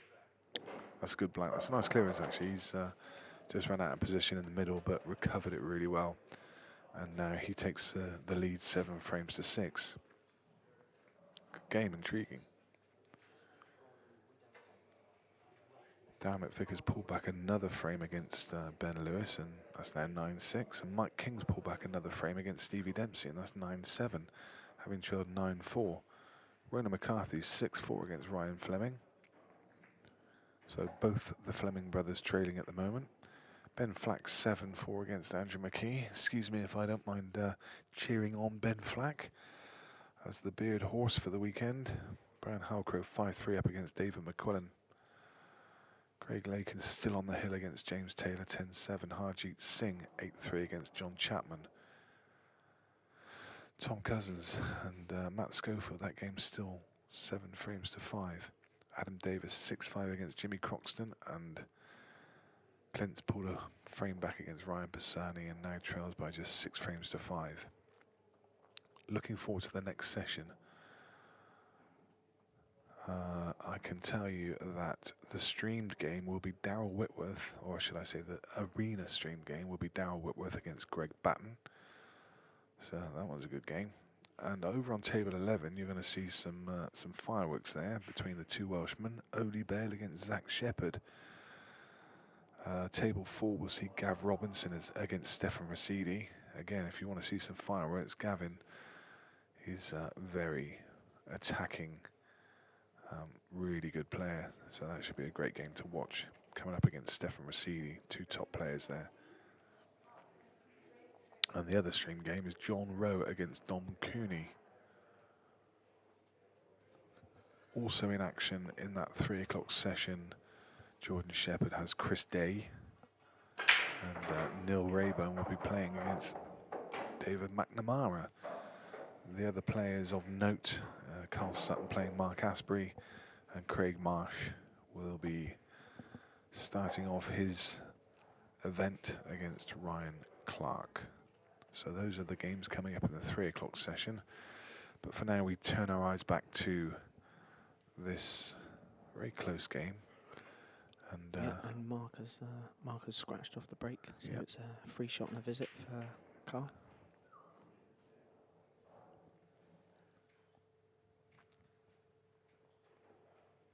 It's okay. All the yellows have a pocket. The only stray one is the one nearest this bottom rail. It won't go to the left corner, so he's going to have to find a manufacturer way to go to right. He may elect to go straight down table now. I think he's got just enough angle on this one to right middle that he can stun down through that gap and take that one as his next ball. I think he'd like to get off the table early in the break. Just depends if he's got enough angle. Looks like he has. Yeah, he could force it, but he really didn't want that kiss. It's not quite where he wanted it. No, he's okay though. He can still drop this one to left middle, and then take the thinner cut. Still goes. Again, another little grimace from him, but Yeah, he's going to have to reroute. okay, just electing to go up table. Thought he would have just dropped that in and then taken this thinner cut on the yellow, but he will probably now leave that until his last ball. And he needs to get on that ball. He needs to leave a really nice angle over the one on the middle, because he needs to leave a good angle on the last ball to get on the black. Yeah, he's just got to be a bit careful there. He doesn't want to hit this too hard. Has to finish above, Looks and he pretty good has. to me. Looks pretty good. What he can just, he's just looking now anywhere. Exactly where he's just pointed his cue is where he wants the white. He could even just roll down on top of this this red if he feels like doing so. But he's just left it short. It's okay. It's okay. Well, that is exactly where he pointed. Yeah. A bit further would have been nicer. The problem with this shot, he has to play it with left-hand side, and that adds some degree of difficulty to the pot. You can see him there cueing to the left-hand side of the ball. Does make it a lot harder pot, because it can often throw the object ball, and that's the reason he's missed it. You play it with that side, and you're going to be bending the white ball, aren't you? And it just throws it across the ball. It's hard because when you cue at that ball with side, you almost cue in to miss it. Yeah. If you cue it to pot it, then that's exactly what's going to happen. So he's cued it to allow for the side, but obviously with this cloth being so responsive, it's given him a little bit more than he wanted. And that for me was the danger with that shot. That's why I would have personally felt a lot more comfortable if he could have got another 6 inches down the table. Like I say, almost rolling on top of that red. He'd have had a much simpler shot. It looked a pretty natural angle just to can in the red. I think there's another fairly natural angle here. I think he can run through, top it off side rail, just to flick out the. Be looking to flick out the first red and leave himself on the second one. Executed it perfectly, called perfectly by myself, if I may say so. Absolutely. Do you know, I was tempted to call it, but I had a feeling that he might have just potted the red and then tucked him up behind the two reds, based on what he did earlier. Yeah. So now nowhere near the yellow. He's done all the hard work now in this frame, so should be plain sailing from here. Can just run this through. Probably go top rail, side rail. That's too hard. No, well, it's pulled up. It looked like it was going on and on, didn't it? But it pulled up really well. That looked like it was flying. Judged that really well, actually. Well, you can tell by his reaction, because he looked worried himself, didn't he? Yeah. And now he's absolutely plumb.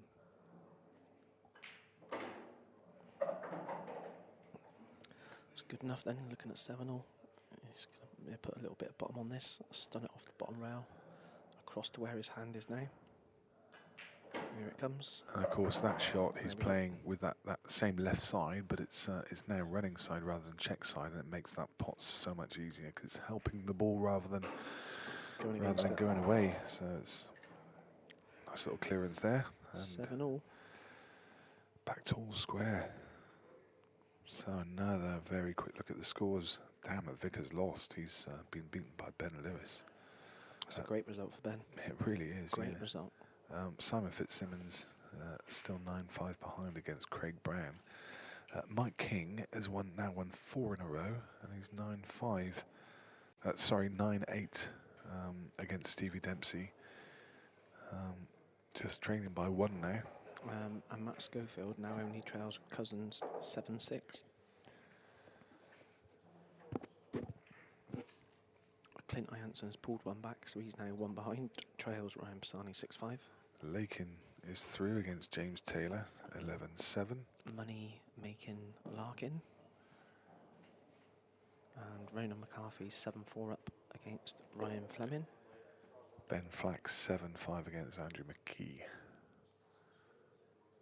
So the players are just converging in the centre and just having a So you a can little just chat, see, just talking about the weather, perhaps, and you know. you just see a few of the games behind you in the main arena. That's Mike King down on the table, just about to play his shot. Stevie Dempsey's seated with the beard. In fact, I can see Mike King just grabbing at the remaining balls on the table. So I would suggest that he's also won that frame. I reckon that he might have just drawn level. Last game on that is that on the other stream table? It is, yeah. That's on That table is. 11. I say whatever. There you go. You can see Mike racking the balls in the background. So I can tell you now that that game is indeed 9 frames each. And Great comeback. yeah, what a comeback that is. Here we go. Mike King never out of it. I just need a comeback from Simon Fitzsimmons now. Wow, that's huge. I keep picking these. I keep picking these trebles, and I keep getting 2 out of 3. I'm gonna have to start. I'm gonna have to start going for doubles because. Well, mate, when we were in last event, I had 10 out of my 12 bets came in, and 2 of those were 7-folds. Oh wow! It was unbelievable. Whereas this morning I've started. So you've had a good weekend then. Well, this morning I've started 3 losses from 3. I haven't won a bet yet this morning. That's why sat here in the commentary booth means that I can stay off it for a little while. Stay off it for a minute. And pick some up in the next section.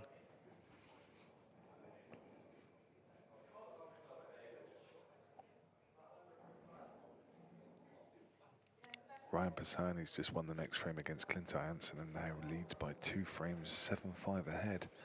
He inches his way closer to the line.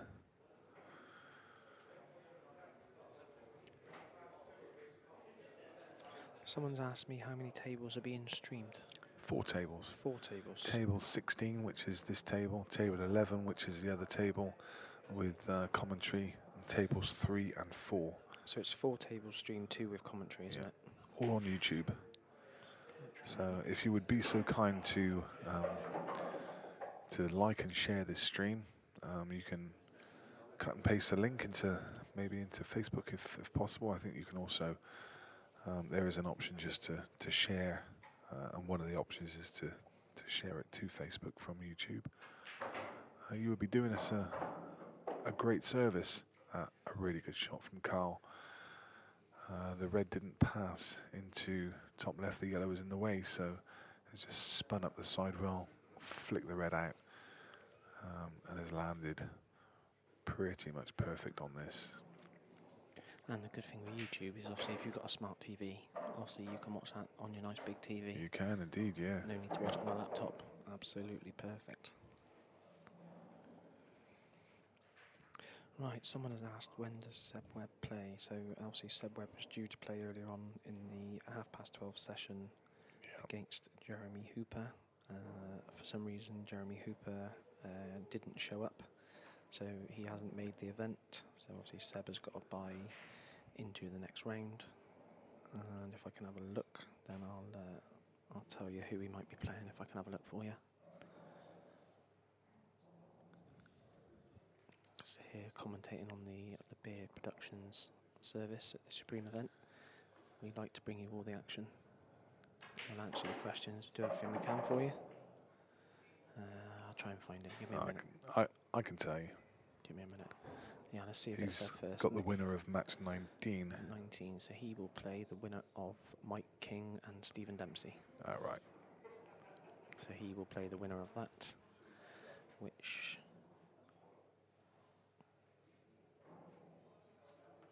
will be 8 o'clock this evening. Unfortunately, I won't be able to watch that game because I'll be playing myself.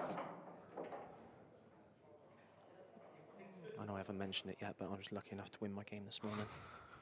So I'll be playing later on in the winners round. I mean, you've got to get your brag in, haven't you? Because I mean, it's the only flipping game you won in the series so far. So it's a rare event. It is a rare event, to be honest. But to be honest with you, if I look back at the previous event, you know, I should have beat Ronan in the last event. Yeah. But I let him off. So that's the problem. You play these big players and make mistakes.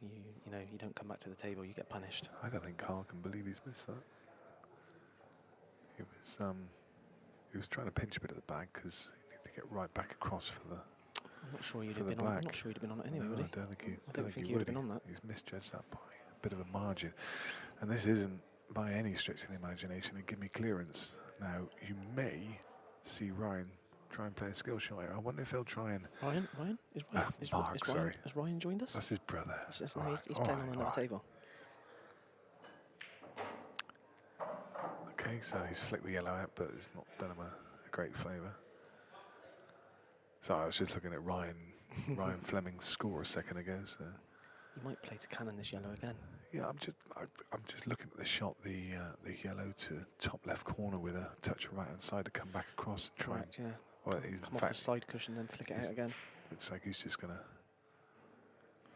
screw into it now, isn't he? Well, he's got two choices. He either plays it, plain ball, and comes into it to knock it towards the middle, or he comes off with side off top cushion, right cushion.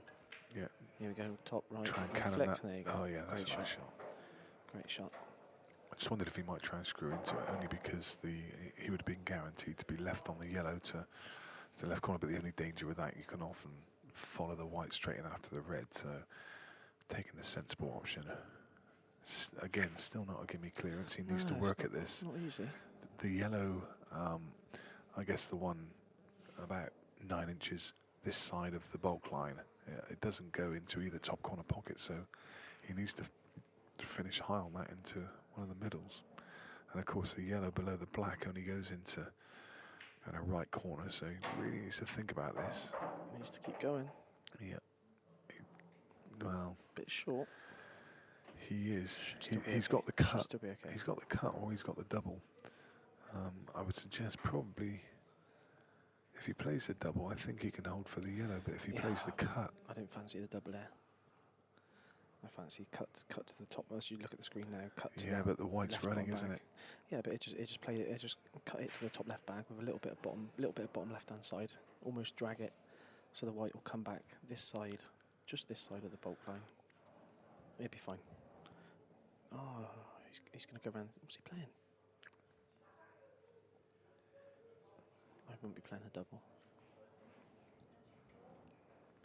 I think he's umming and ahhing about cutting this in and going around the rails, isn't he? I personally, I think I prefer the double. Oh, I don't like the double. That's probably because I'm not very good at him. I mean, he can double it and screw on and off the top rail. That's. There's just no need to, though. That's it. There you go. That's the shot. That's the right shot. There you go. Drag it off the side cushion. Yeah. There we go. Called it. But now he's again got Maybe a bit too much angle. too much angle. A bit too much. He could just play this natural ball and just drift past the black and maybe finish. If he finishes somewhere towards the bottom of that line that we're looking at, then the yellow goes to middle. And that's a fairly natural shot. Yeah, Anything else is much unnatural because he's going to have to screw it to side on and off the side rail and back across the other side of the table. I think just play this naturally and drift down to the bottom of the table. Agree.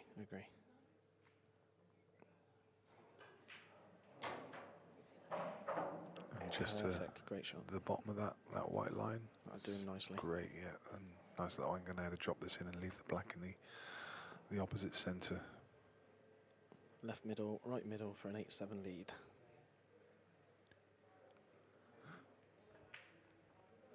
And he's always just seemed to be in charge of the game. Although Karl did have a 7-6 lead, didn't he? But Mark just seems to have.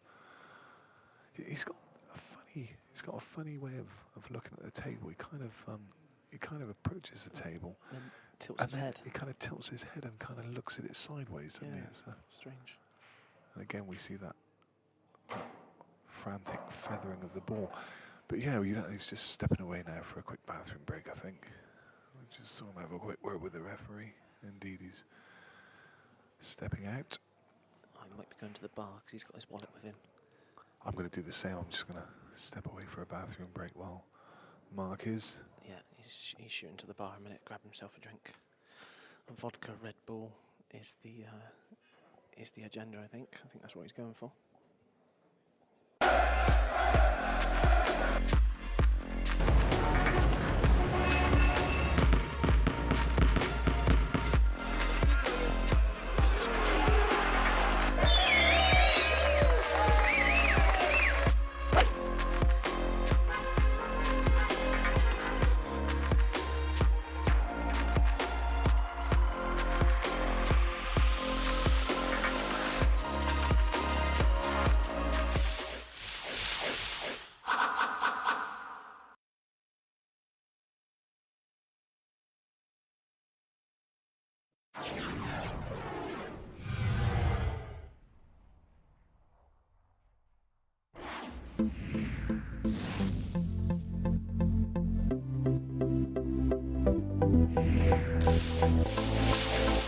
Frame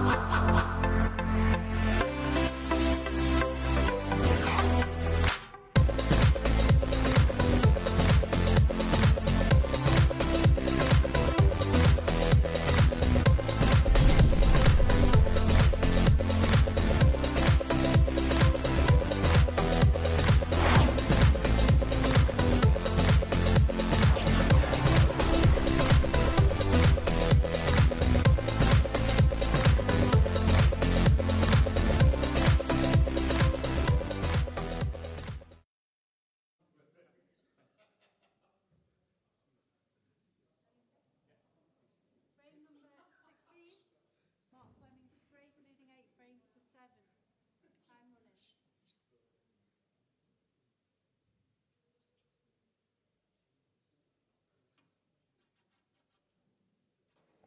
So we're back in play. Marc Flemming to break.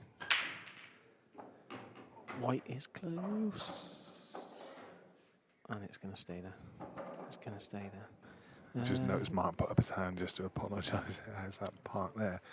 You see Dan Davey in the background just watching on, and also the back of Karl O'Donoghue wearing the Jason Owen Q's shirt. And I can tell you that Mike King completed an incredible comeback from being 9-4 down. He's absolutely steamrolled to an 11-9 win. Is he really? Yeah. I had him on me slip. Yeah. Get in. Amazing. Well done, Kinger. Some comeback that was. So just a question here, which I'm going to answer on the YouTube, and it's someone mentioning about the games. When the games are on Q Score, they will be chosen. What tables are the stream tables? Nick? 16 is the main arena. There we go. Table 11 is the second commentary table, and tables 3 and 4 are the other two tables without commentary. There you go, guys. So if you look on Q Score, you can have a look at that yourselves. You'll see table 16 is the main table, 11 is the second commentary table, and then tables 3 and 4 will also be on stream, but no commentary on those. So in response to your question, yeah, 5:30 looks like the main arena table will be Jordan Church, Ben Davis, if that is correct. Another question someone's asked, Yeah, would I say this cloth is much different to the Hainsworth? It's quite a bit different because it's grey and the Hainsworth is green. But in terms of actually playing, I would say it's very similar to a Hainsworth match. It's quite responsive, get a good reaction on it. So yeah, if you play on a Hainsworth match and then you was to play on this, you wouldn't notice too much difference, I don't think. Both cloths very, very good.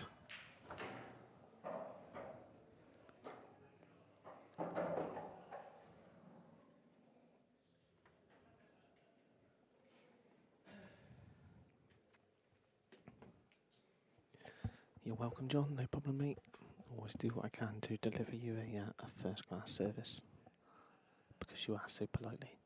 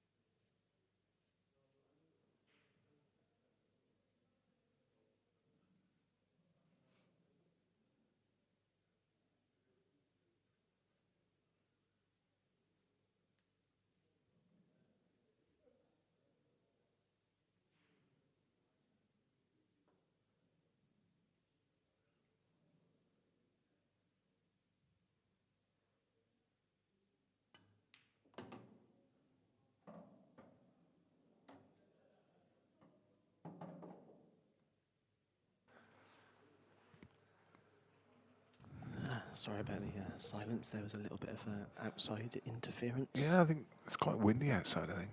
There's certainly a bit of wind that was heard in the arena. It must be a breeze. Oh dear.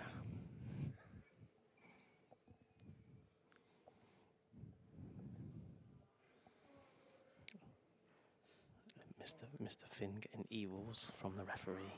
You were getting some evil looks then, Yeah, Mr. Finn. she's going to tell me off. She is going to Give me a slap you stern silly. look. She's going to beat you. Arjit Singh now 10-4 up against John Chapman. Oh, that's another one that's on the list. Well done, Arjit. Good lad. Keep it going, pal. So he has let Karl at the table. Karl on yellows. Craig Brown now on the hill against Simon Fitzsimmons. I've got the wrong one there. You got the right one. I've got the right one, yeah, I called it. So yellow at the top. Ronan McCarthy now 9-4 against Ryan Flemming. I think they were locked at 4-all, so Yeah. so Ronan reeled off 5 in a row. Ben Flack, go on Ben, 9-5 up against Andrew McKee. No offence to Andrew, of course, but got to cheer your horse on. Brian Harcrow 6-all against David McQuillan.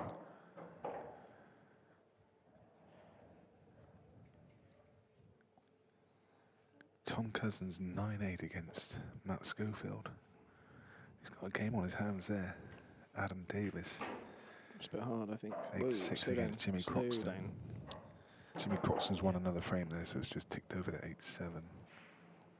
He's all right here. He can just put yellow to the top right. Plain ball. Just roll it in. It'd be perfect on the other yellow. Don't need to do anything here. He chose to stun it and go around the other side. Good shot.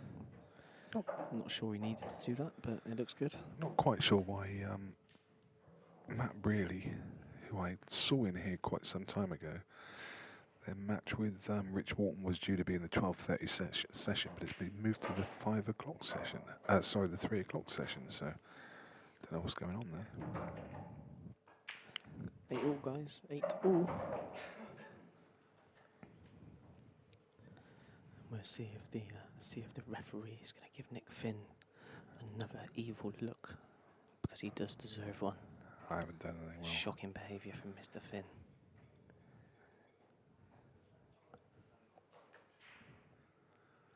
There she is. There you go. Look. There's your evil. You did very well then.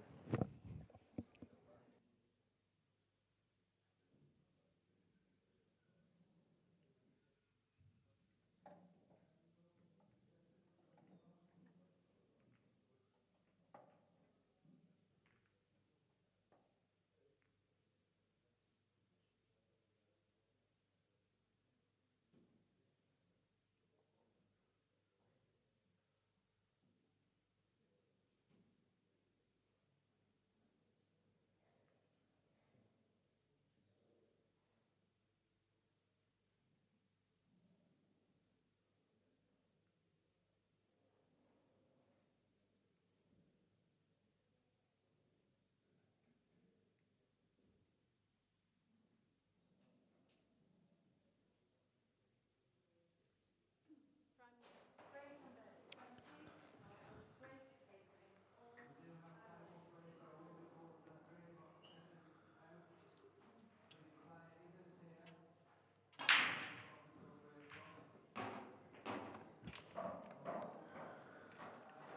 Wow, some break there from Karl.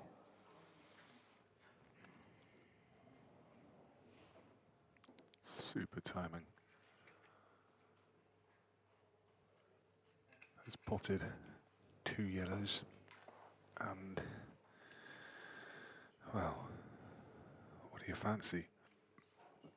He's left a pretty straightforward dish on either set. He's got a yellow to middle, or reds are equally as straightforward. In fact, I would say that yellows are probably a little bit easier, just simply because the 2 yellows just below the black, neither of them obviously pass into the right corner where the red is, so this is just work out a plan for those 2 yellows. I suggest that the reds may have been a slightly more natural path.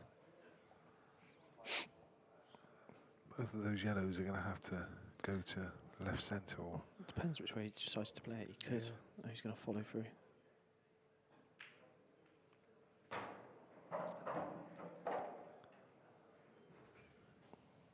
So one good positional shot now.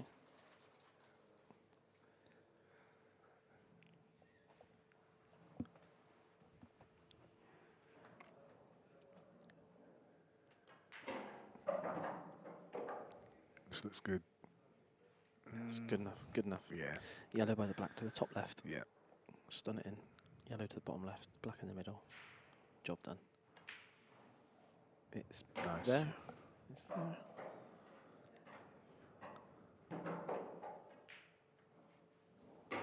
Ooh. Yeah, Pinch the pocket. pinched it a bit Pinch just to the hold the pocket. angle. Played it really well. This is another nice clearance, and Karl's kind of warmed himself into this game, hasn't he? I did mention early doors that Karl is one of those players that doesn't seem to be much of a doesn't seem to practice too much, so he kind of slowly gathers momentum. Craig Brown is now on the hill against Fitzsimmons, 10-7 ahead. Oh, look at Sheppy in the background. He's got a different shirt on already. I mean, he's a style guru, that fellow, isn't he? Where is he? I can't see him. Where is he? It's that over the back of the screen. And he's got a. Oh, he's got ready for his match, and He's got to change his shirt on already. he's game ready. He's been back to the hotel and checked in. I reckon he brought a bag with him and changed.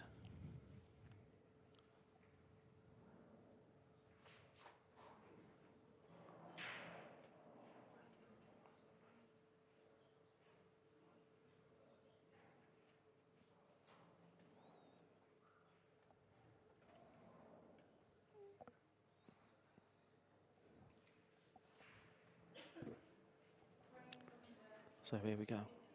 14 times it's a good break. 15 times it's not perfect. Let's count. Ready? Yep. Can you I keep can't. up? I You can can't. keep up. I can't count that Alright, fast. I'll You'll have to do it. I'll do it. I'll do it. I'm ready. I'm ready. Deep breath. Ready, ready? 1, 2, 3, 4, 5, 6, 7, 8, 9, 10, 11, 12, 13, 14, 15, 16, 17. 17. It's a 17. Oh, well. God, that's 17. hard keeping up with that.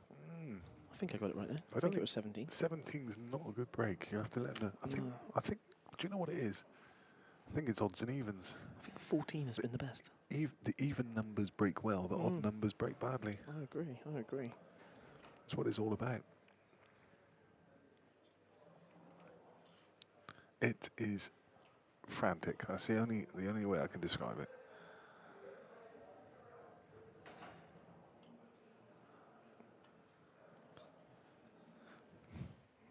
Do well to finish these.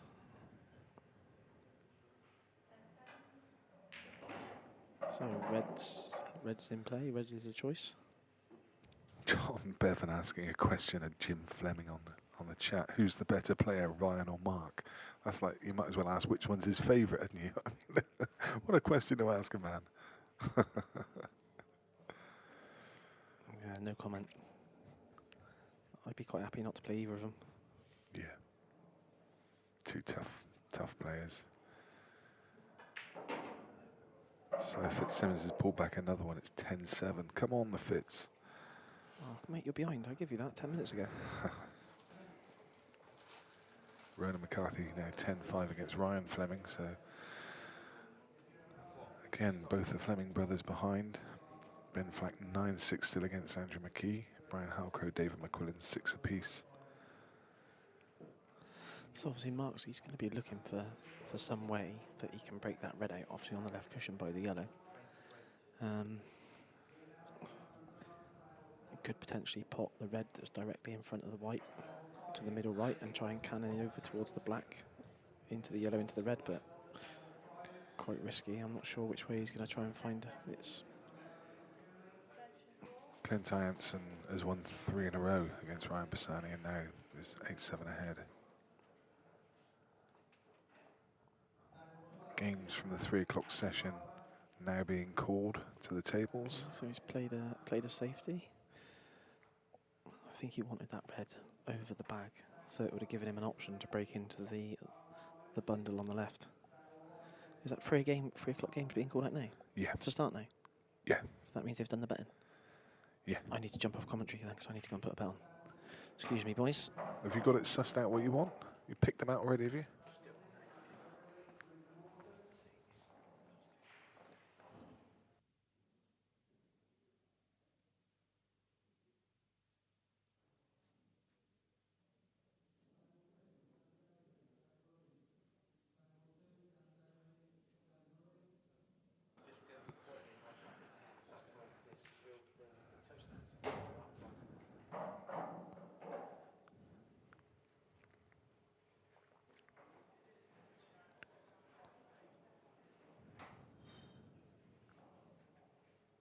Cy Fitzsimmons has won another frame and is now 10-8.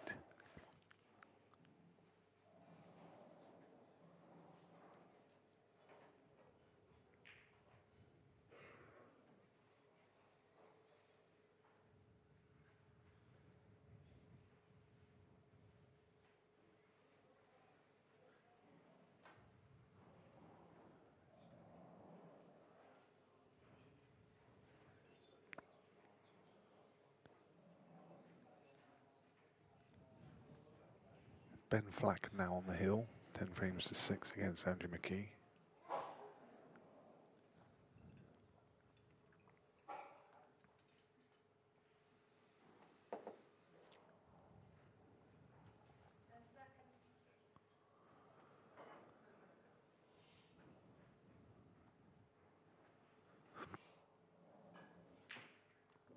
That's a very nice shot from Marc.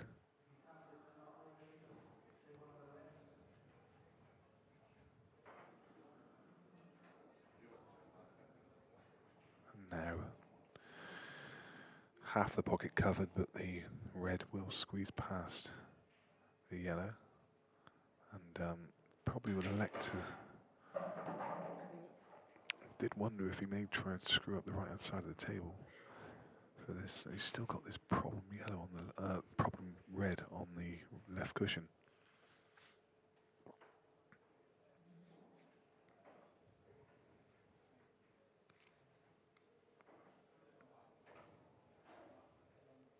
Matt Schofield's won a frame. He's now just 10 frames to 9 behind, but Tom Cousins on the hill needing one more. Adam Davis and Jimmy Croxton tied up together at 8 each. He's going for that little thin cut now, knowing that he was playing it with just you know, that tiny element of safety. He knew he was going to take the bag if he couldn't make the pot. And Karl with the ball just near the bulk line.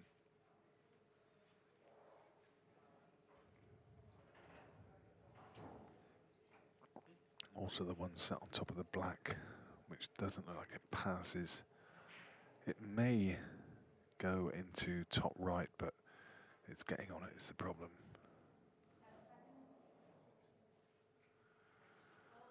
Is there any value in playing the double?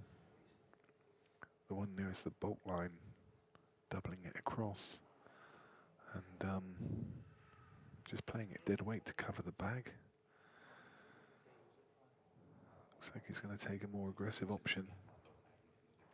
I think there might be value in trying to buy himself a bit of time here.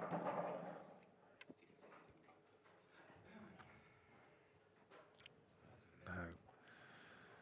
He's got a real problem.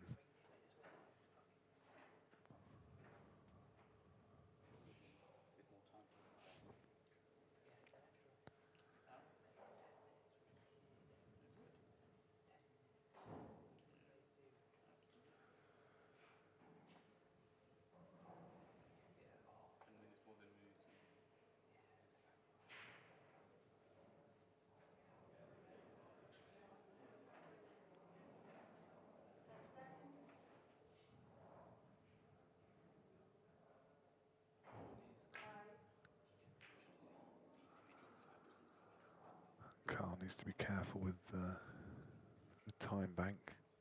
He's already used his extension.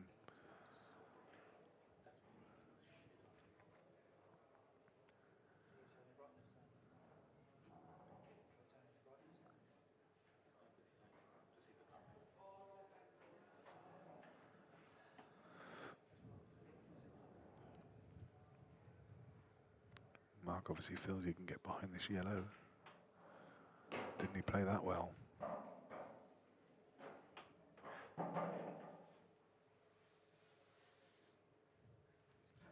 He's going to have to take this red. If he can land right behind it, it will drop into the middle, but there's a precarious little shot. I think he'll probably be taking it long.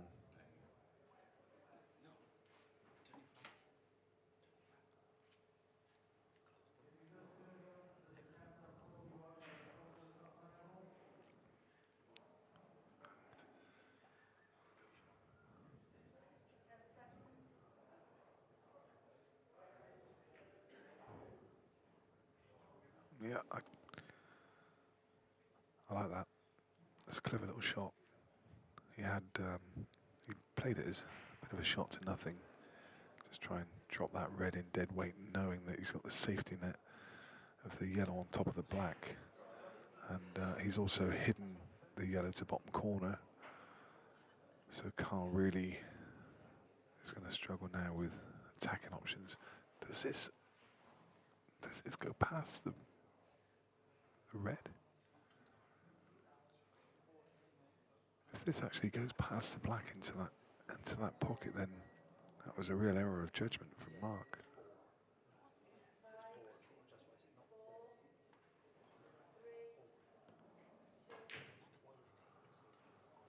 And my goodness me, what a shot that is. I mean, literally, the ref was counting down 4-3. She was on 2 as he pulled the trigger on that shot, and he's played a cocked hat. Certainly played that. And he left that to absolutely the last second, already used his extension. He's still in trouble.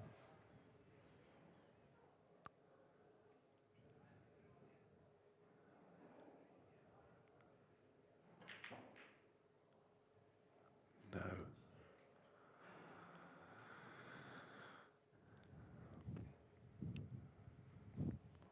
Under pressure from the clock as well. Knew it was ticking down, had to make a decision soon.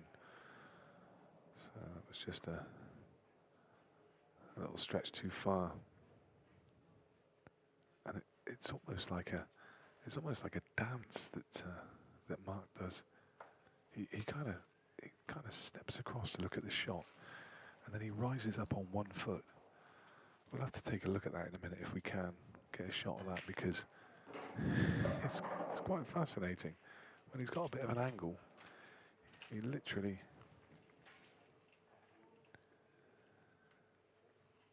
just stands behind the shot and literally does this little kind of hops up on 1 foot about 8 or 9 times.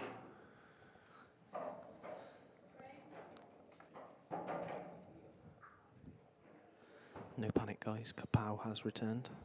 The bet has been placed. Me and Mr. Finn have gone halves on a cheeky little 4-fold. And I reckon it's a winner.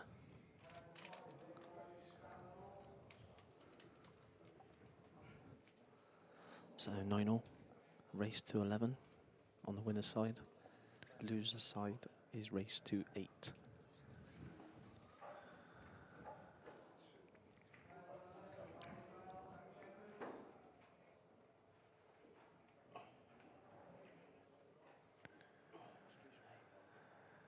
Simon Fitzsimmons has lost that game against Craig Brown. So Craig wins 11 frames to 8.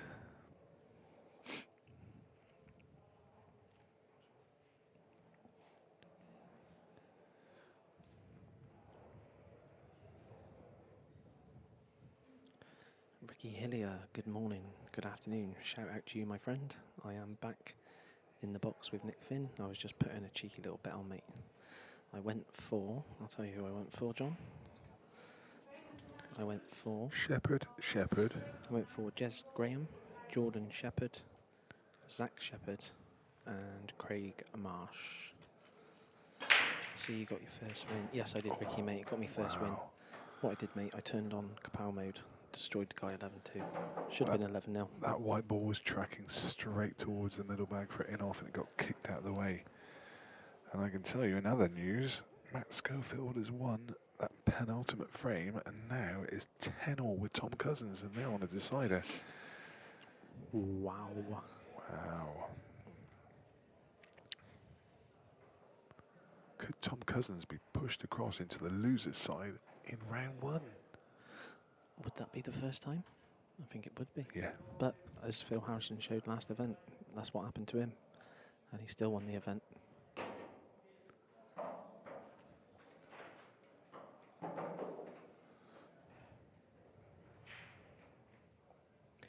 Exactly that, Ricky. Yeah, I pretended that my opponent was you, and I turned it on, pal.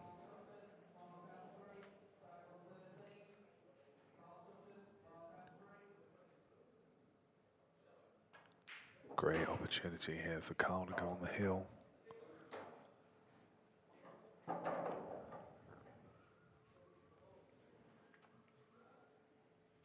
Again, going to be all about cue ball control. That's not where he wanted it. He no, wanted it's to not. play on the red on the left cushion was what he was playing on. Just trying to screw off the side rail out past that yellow, but he's still okay. He can take this one. I'm going to go plan B, the one on the white line in the centre of the table. He can play that, and fairly natural angle just to come back up for the one on the left rail.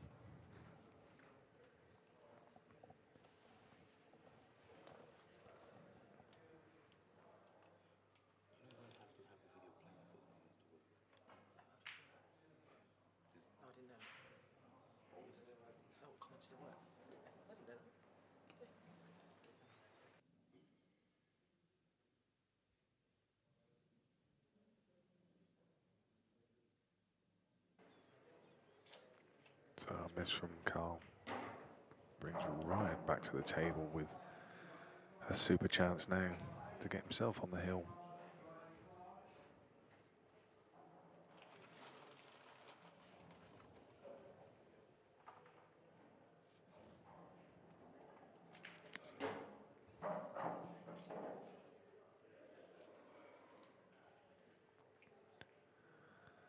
So this game's been nip and tuck all the way through.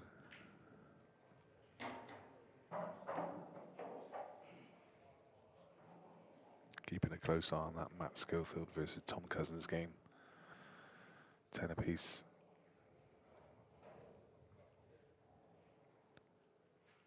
Harjeet Singh's beaten John Chapman 11-4. Ben Flack through against Andrew McKee.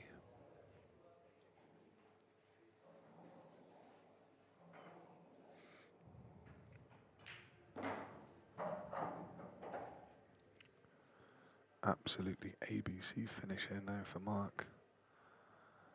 And what looked like advantage Karl was going to be advantage to Marc Flemming.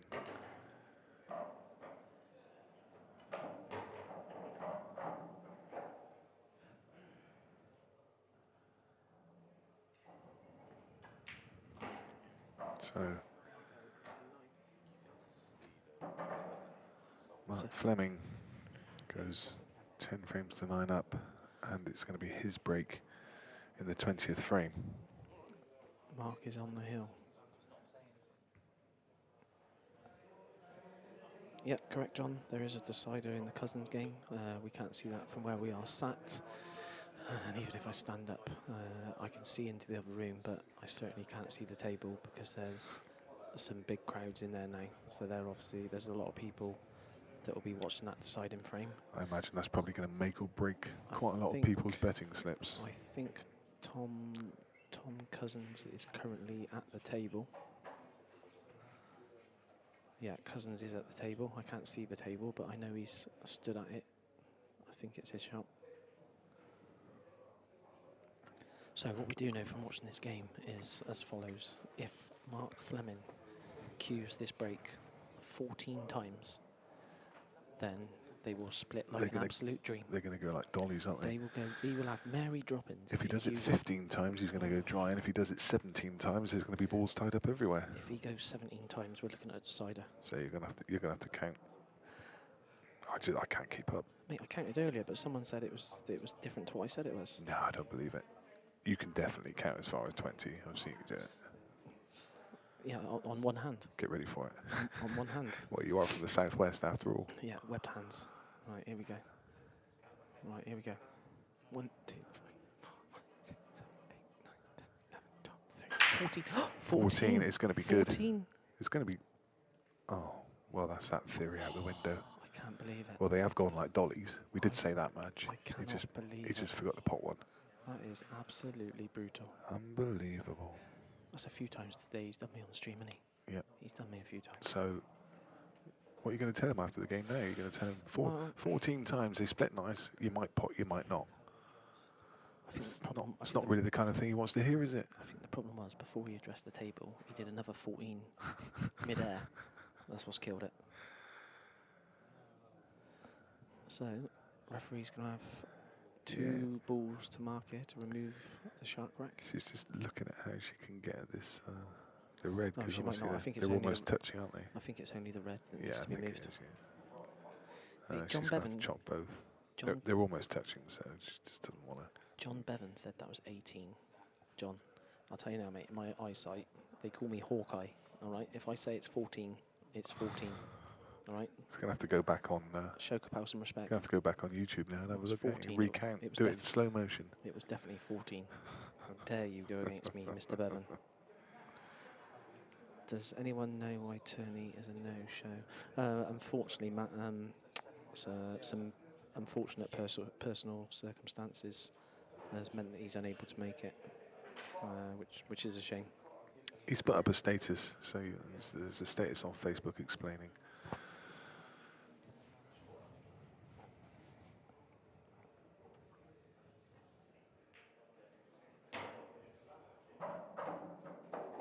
So reds are his choice. I called Hill You did. about 2 hours ago.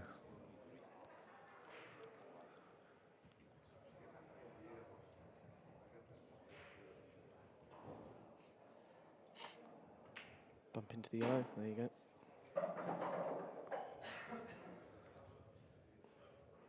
So red on the right side is a slightly tricky ball. Yeah, he has to play that in the next few shots as well. He doesn't want to leave that until last because it's going to be difficult to get up for the black. No, it'll be all right. If he leaves an angle on it, it'll be fine. But Again, you don't want to leave it as your last ball. Yeah, there's been so many clearances which just haven't been kind of dot to dot. It's just not an absolute gimme clearance. I think he can just nip this one in and screw across table. Mr. Hillier, stop it, mate. Me and Mr. Turney are the best of pals, mate. All right, it was all just a bit of banter. We are the best of friends. It was all planned. We were going to have a cuddle when he arrived, but unfortunately, I'm not going to see him now, which has pretty much spoiled my weekend. Dan Davey now in action against Gaz Royds, and he's 1-0 up. Yeah, I think he can just pop this and just nip the white back across table just like that. That's a really good shot, played to perfection. Again, he's got a nice little angle here. Yeah, he should be able to screw this back. Miss the yellow that's next to the black. I think he can miss the yellow that's next to the black. Yeah, yeah. As long as he can miss that, then great chance. See him just putting a tracer right-hand side on it just to help it. Just like so. Under hit that one. I think he was worried about hitting the yellow, wasn't he? Yeah. So he's going to need a good shot now. Because yeah, you can cut the red into the left middle. But has he got the angle for the white to go off the top rail, off the side left rail, to then come back down to leave the red to the top right? Or is he's going to play a combo, is he? I can't see if it goes. Apologies. I think it may just... Off the yellow. Yeah. I said combo. Oh, well. Oh, he's played the insurance policy instead. But has he got it? I think that yellow passes behind it, you know, and in doing so, he's going to knock everything out. I think he can play this one to the top left. Here we go. We see that little... You just see him come in a shot now, and he kind of looks at his shot. There you go. Just leans across onto his foot. It's almost like a little dance. He'll do that 4 or 5 times just to look at the angle of the ball. decided to come down table, but at some point he's going to go. He's going to go up. I think that yellow passes behind the red. I think it goes in off the red, and I think he opens the bag. And I reckon that this is frame over. Frame and match. I'm going to call it now. Yeah, but even if it doesn't go past the red, he's still got the skill shot anyway.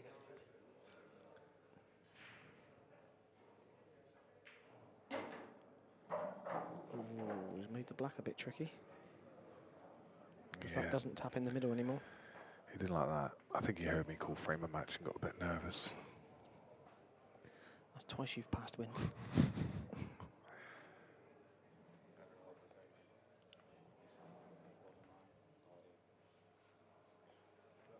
The Tom Cousins Matt Schofield game is now over. Who won? Tom Cousins wins the decider. We knew it, didn't we? Matt Schofield will be distraught after. Gutted. Yeah, absolutely. Again, slightly overhit. Would have dearly loved to have been another 4 or 5 inches up table, and he could have just screwed straight up the side of the table onto top cushion. Now, He's got options. He has got options. yeah, too much angle though. Depends what he plays for, doesn't There it? you go. You see in the background, he's just doing that little dance. Come on, Nick, quickly call the shot. Where's he putting the white? Quick. Where's he putting the Oh, white? he's going to screw up table. Leave himself on the one along the top rail. Looks like he can just, he could just pinch it. Oh, he's right into the black. Didn't want to do that. I think it still goes though. I'm sure. Little thin snick along the top rail.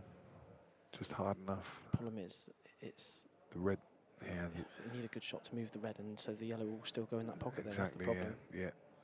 This frame's not over yet. Yeah, that red could so easily come out and hamper the other yellow. This is tough.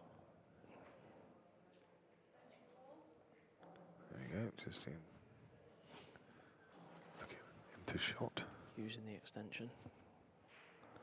He needs to hit the top cushion first. Big shot coming up, this is.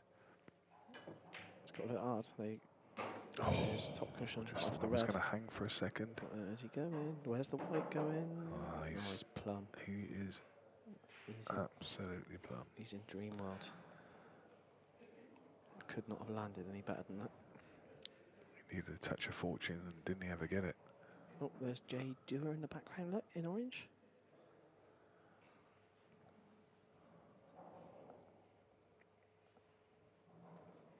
So a nice little slow roll to the middle. Doesn't need to do anything with the cue ball there. Pumps it in. Zach Shepherd, 1-0 up against Holy Bell. Oh, that's on our betting slip.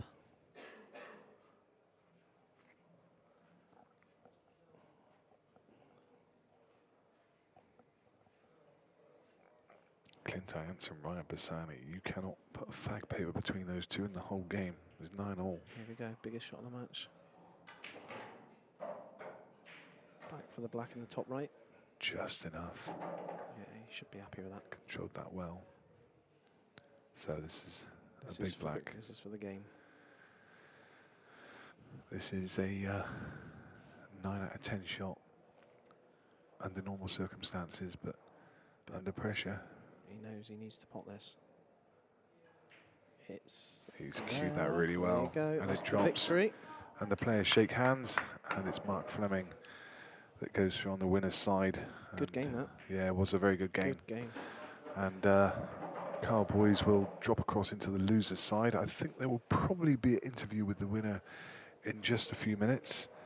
The next game on stream is going to be between Darryl Whitworth and Greg Batten on this table, table 16.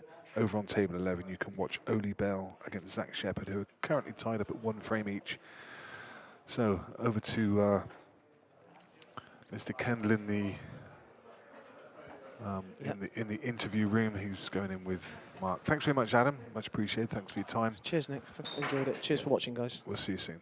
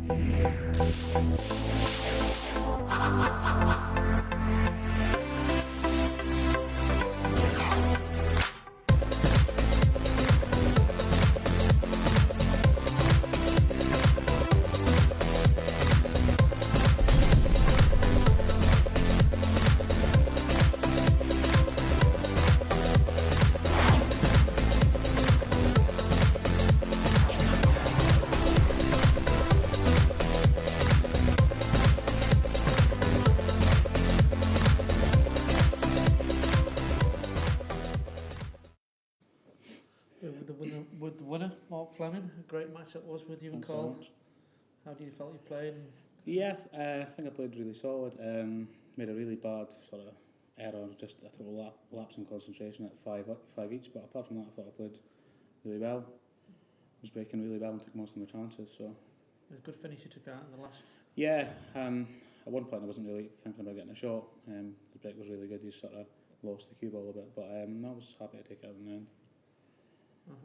Mark, early doors, how did you find that cloth? Because early on you seemed to struggle a little bit to get the pace of it. But Yeah, I was running quite fast, and just a couple of, because obviously it's new, it slid a couple of times to catch me out.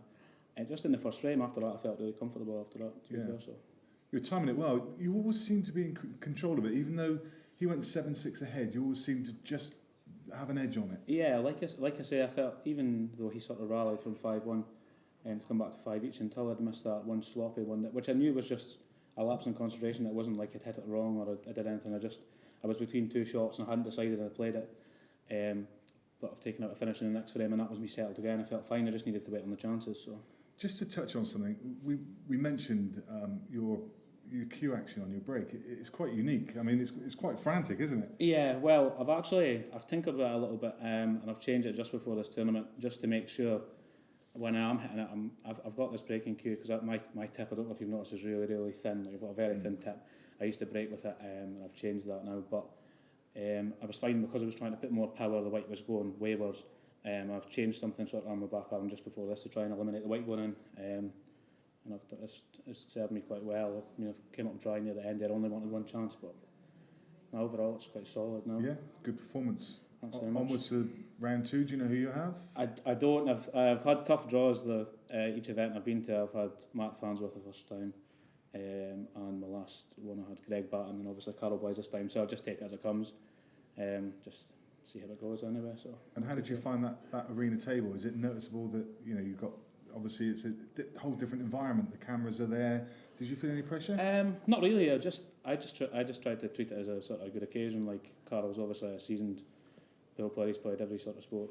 It's just good to play all these different people. I mean, when I come down here and draw sort of Scott Gillespie and Matt Boyle and Liam Dunster, who I play regularly, I'd rather play these guys. You know what I mean? These different players that I've not played before. So I just enjoyed it, and luckily I settled quite well. So.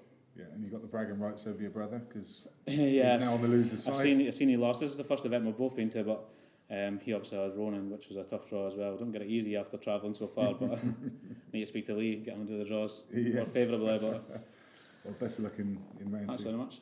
Okay, well that wraps up for that. The next match-up will be Greg Batten, and he is playing against, who is it again, Nick? Darryl Whitworth. Darryl Whitworth, who's one of our England players, so that'll be a class match.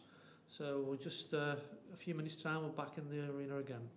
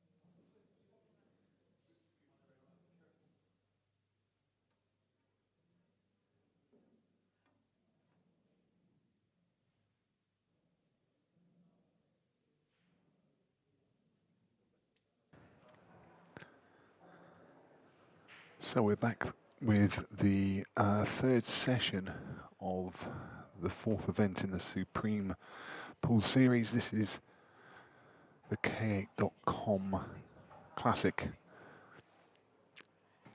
This game between Darryl Whitworth and Greg Batten. Know Greg Batten very well, and know his style. Don't know Darryl Whitworth, must admit. So it'd be interesting to see him. This is the first time he's been on this arena table.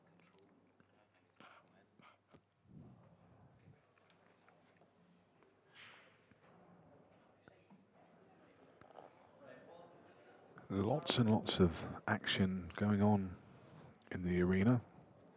Games left over from that 12:30 session. Brian Halcrow versus David McQuillan, 8 frames each. Matt Brearley 2-1 up against Rich Wharton. I can tell you that Andy Barber's 5-2 up against Jed Mann. Jez Graham 2-all against Omar Mountchard. Dan Davey 3-2 up against Gaz Royds. Oli Bell and Zach Shepherd, the all-Welsh affair, 3 frames apiece. Jordan Shepherd 2 apiece with Chris Day. Neil Raybone 4-2 up against David McNamara. Craig Marsh 3-2 up against Ryan Clark. And Karl Sutton 5-1 against Mark Asprey. So we are up to date with the games around the table. Darryl's broken off. The referee has marked and replaced the yellow whilst moving the rack, and we're good to go.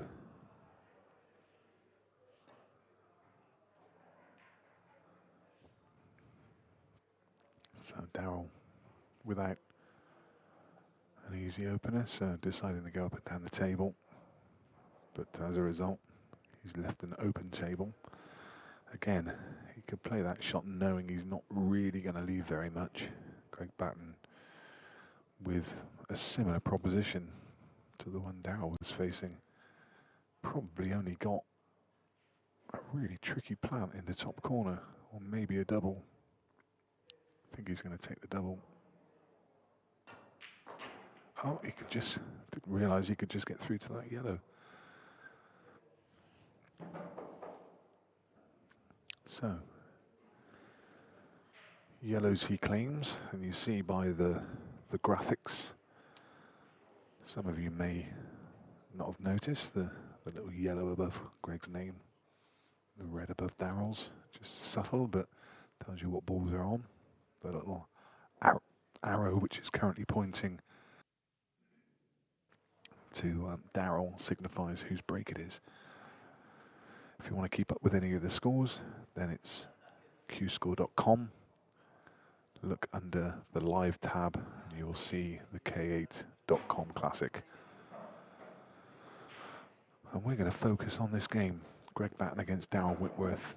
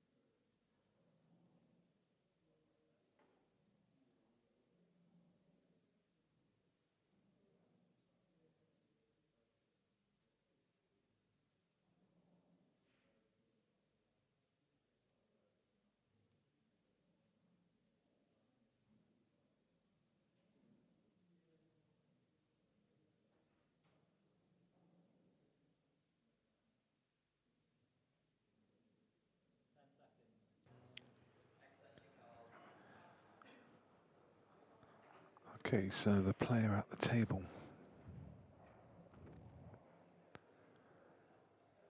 is Greg Batten.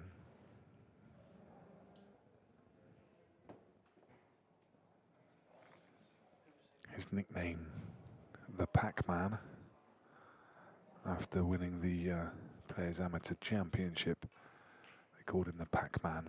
He's aged 33 years old. He's married. He uses a Burroughs and Watts Champion cue with an 8.5mm Elkmaster tip. Pool achievements: the Players Amateur Champion 2017, the English Open Champion winner in Bradford 2016, the World Rules in World Rules, the England International 2015 winner, Southwest Elite Championship, won that twice. He's won the Southwest Pool Tour 7 times. He was the Plaza Money League champion 2016, the Plaza being the Plaza down in Plymouth. Started playing pool when he was 29 years old, so only 4 years ago. He played snooker to a high standard for many years, but he was never quite good enough to make it professionally, so he got asked to turn out for the pool team on a Tuesday night, and it kind of all went from there. And he really has turned his hand to this game. One of the top players in the country. Not scared of a money match either. Says that his greatest influence has been his dad. He used to take him all around the country playing in snooker competitions. He gets a lot of support from his family and his wife. His favourite player is Mark Selby. He was lucky enough to appear on Junior Big Break when he was 14 years old with Mark Selby, and he played against him at Leicester in the junior competitions. Loves the way that he conducts himself, and Greg, another guy. He's such a nice guy and really interesting. Really quietly spoken, but got a wicked sense of humour, and also very, very talented magician. If you've never seen Greg and his card tricks, then you've missed out, because he really is a fantastic magician.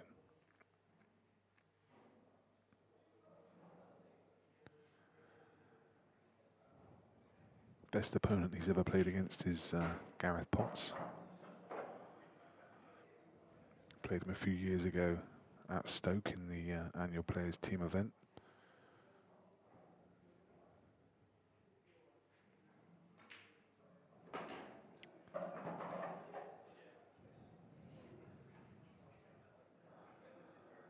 And this is a good start from Darryl Whitworth. As I say, the first time I've seen him.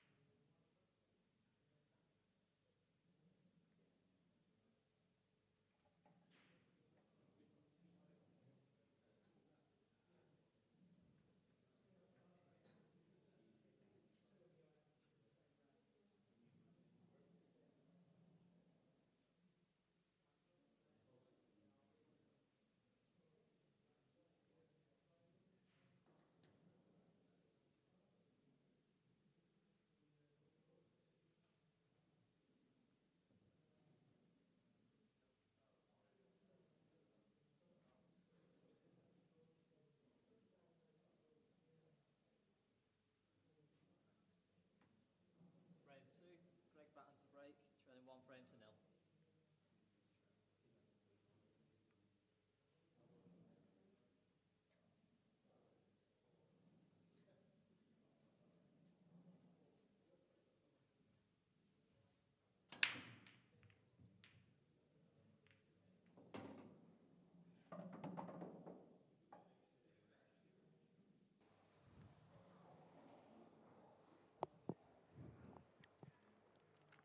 Greg breaking off the second frame.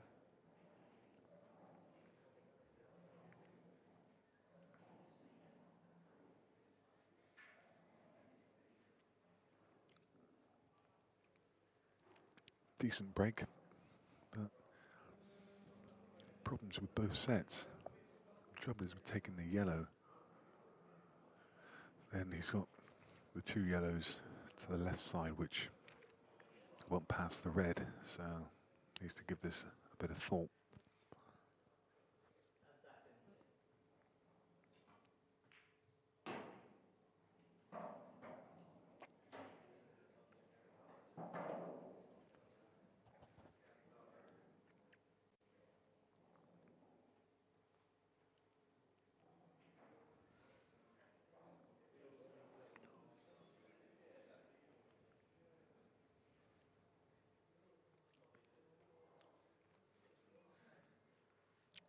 I wonder if they plant in the middle. I don't think they do. They're set to the top, and yeah, you can just see there. It's just set to the just above the top knuckle, and that's going to be difficult to make. So this frame has got a lot of play left in it. You can see the yellow also tied up in amongst the pack. So Greg just electing to play a little containing shot. He played it really well. He just moved, split open the pack, made his yellow potable.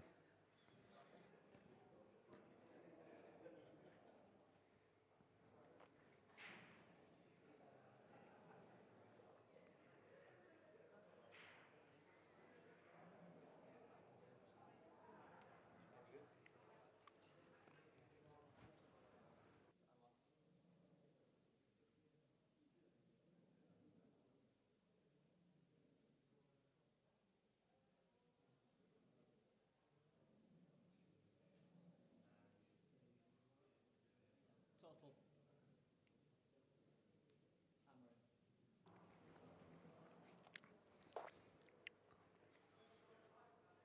Greg asks for total, and the ref agrees. Should just put a drop on this dead weight, and he's not gonna leave anything.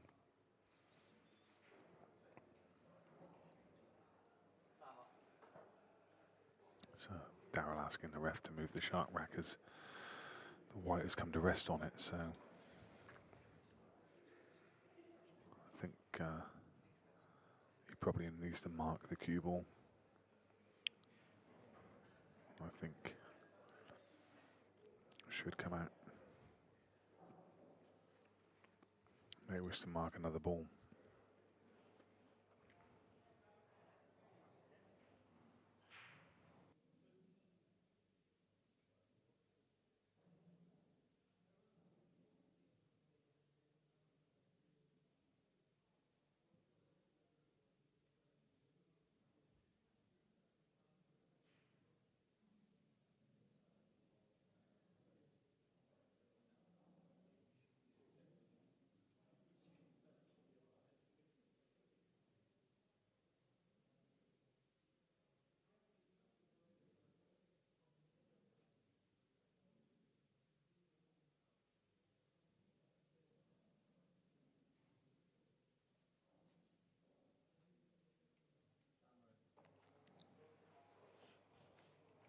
Good work.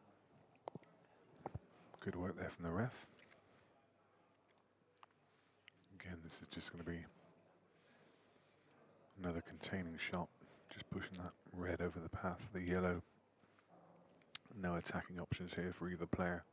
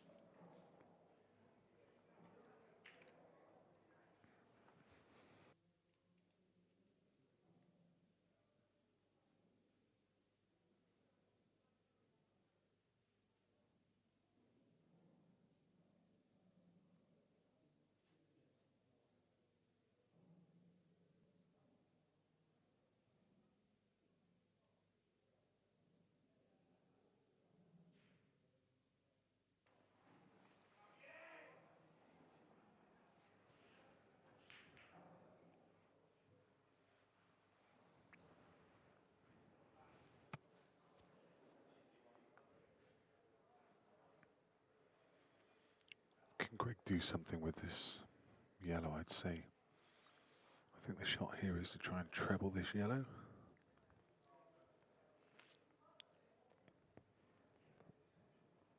If he pots it, he can go for a clearance. If he gets it over the pocket, then he's got the advantage in the game. So treble it is.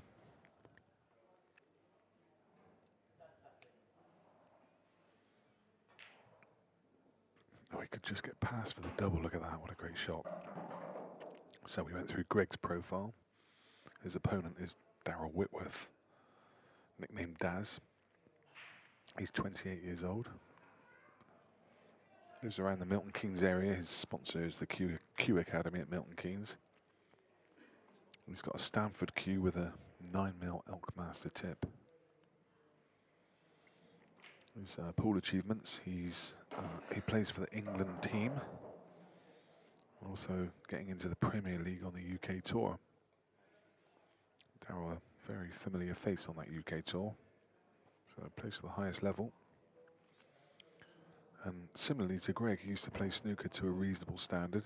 Had lots of mates who played pool, so when he quit snooker, it was natural to just go across and play for the pool team. His greatest influence has named two people, Cleve Thompson and Tom Church. Taught me everything he knows.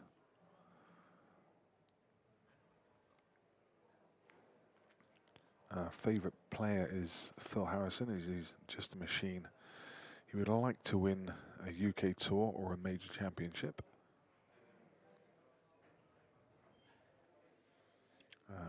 An interesting fact about him is that he used to play in the same England snooker team as Judd Trump, Kyron Wilson and Jack Luzowski. So that's quite some lineup. And asked about other talents, he plays county cricket for, or he played county cricket for Bedfordshire until the under-21 team. And he makes a fantastic carbonara, so cooking talents all round. I saw that Marc Flemming earlier said he makes the best toast in the UK.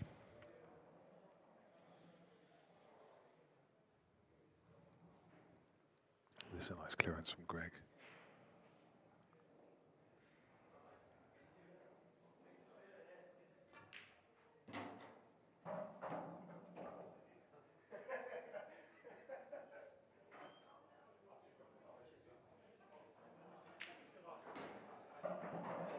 That Brian Halcrow, Dave McQuillan game still going on. And Brian Halcrow's 10 frames to 9 up. Matt Brearley 4-2 up on Rich Wharton.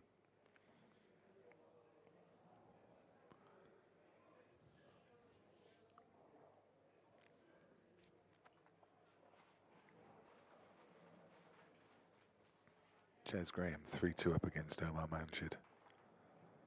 Dan Davey 4-2 up against Gaz Royds. Zach Shepherd 6-3 up on Oli Bell. Stefan Rosidi 3-1 against Gav Robinson. Karl Sutton 6-2 against Mark Asbury. Craig Marsh 5-3 against Ryan Clark. Jordan Shepherd's trailing 4-3 against Chris Day. And finally Neil Rayburn 6-3 against David McNamara.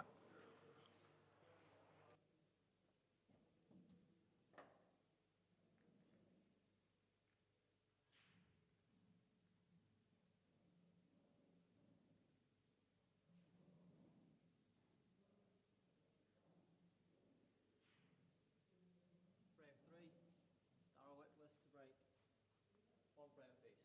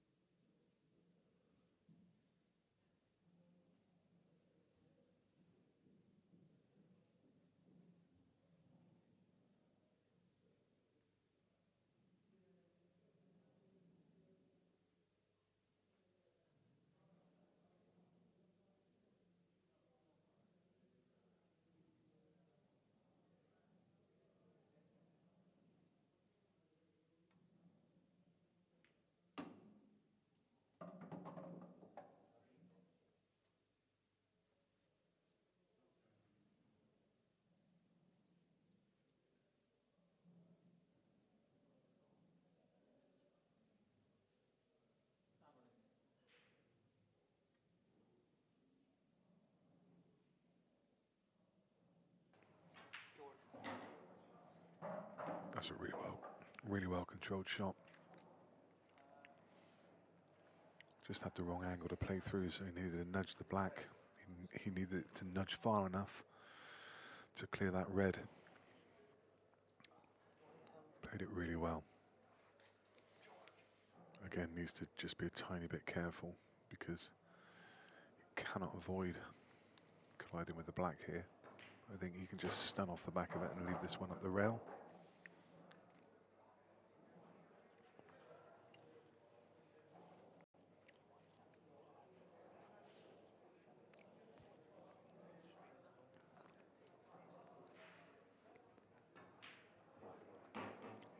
Nice shot. Wiped his feet on the way in, but dropped in all the same. Now again, should be fairly plain sailing. Can just pop this one naturally and leave himself on his last red. Leave a nice angle to come down for the black. And it should be 2-1. And Darrell's got off to a good start here. Nice break dish.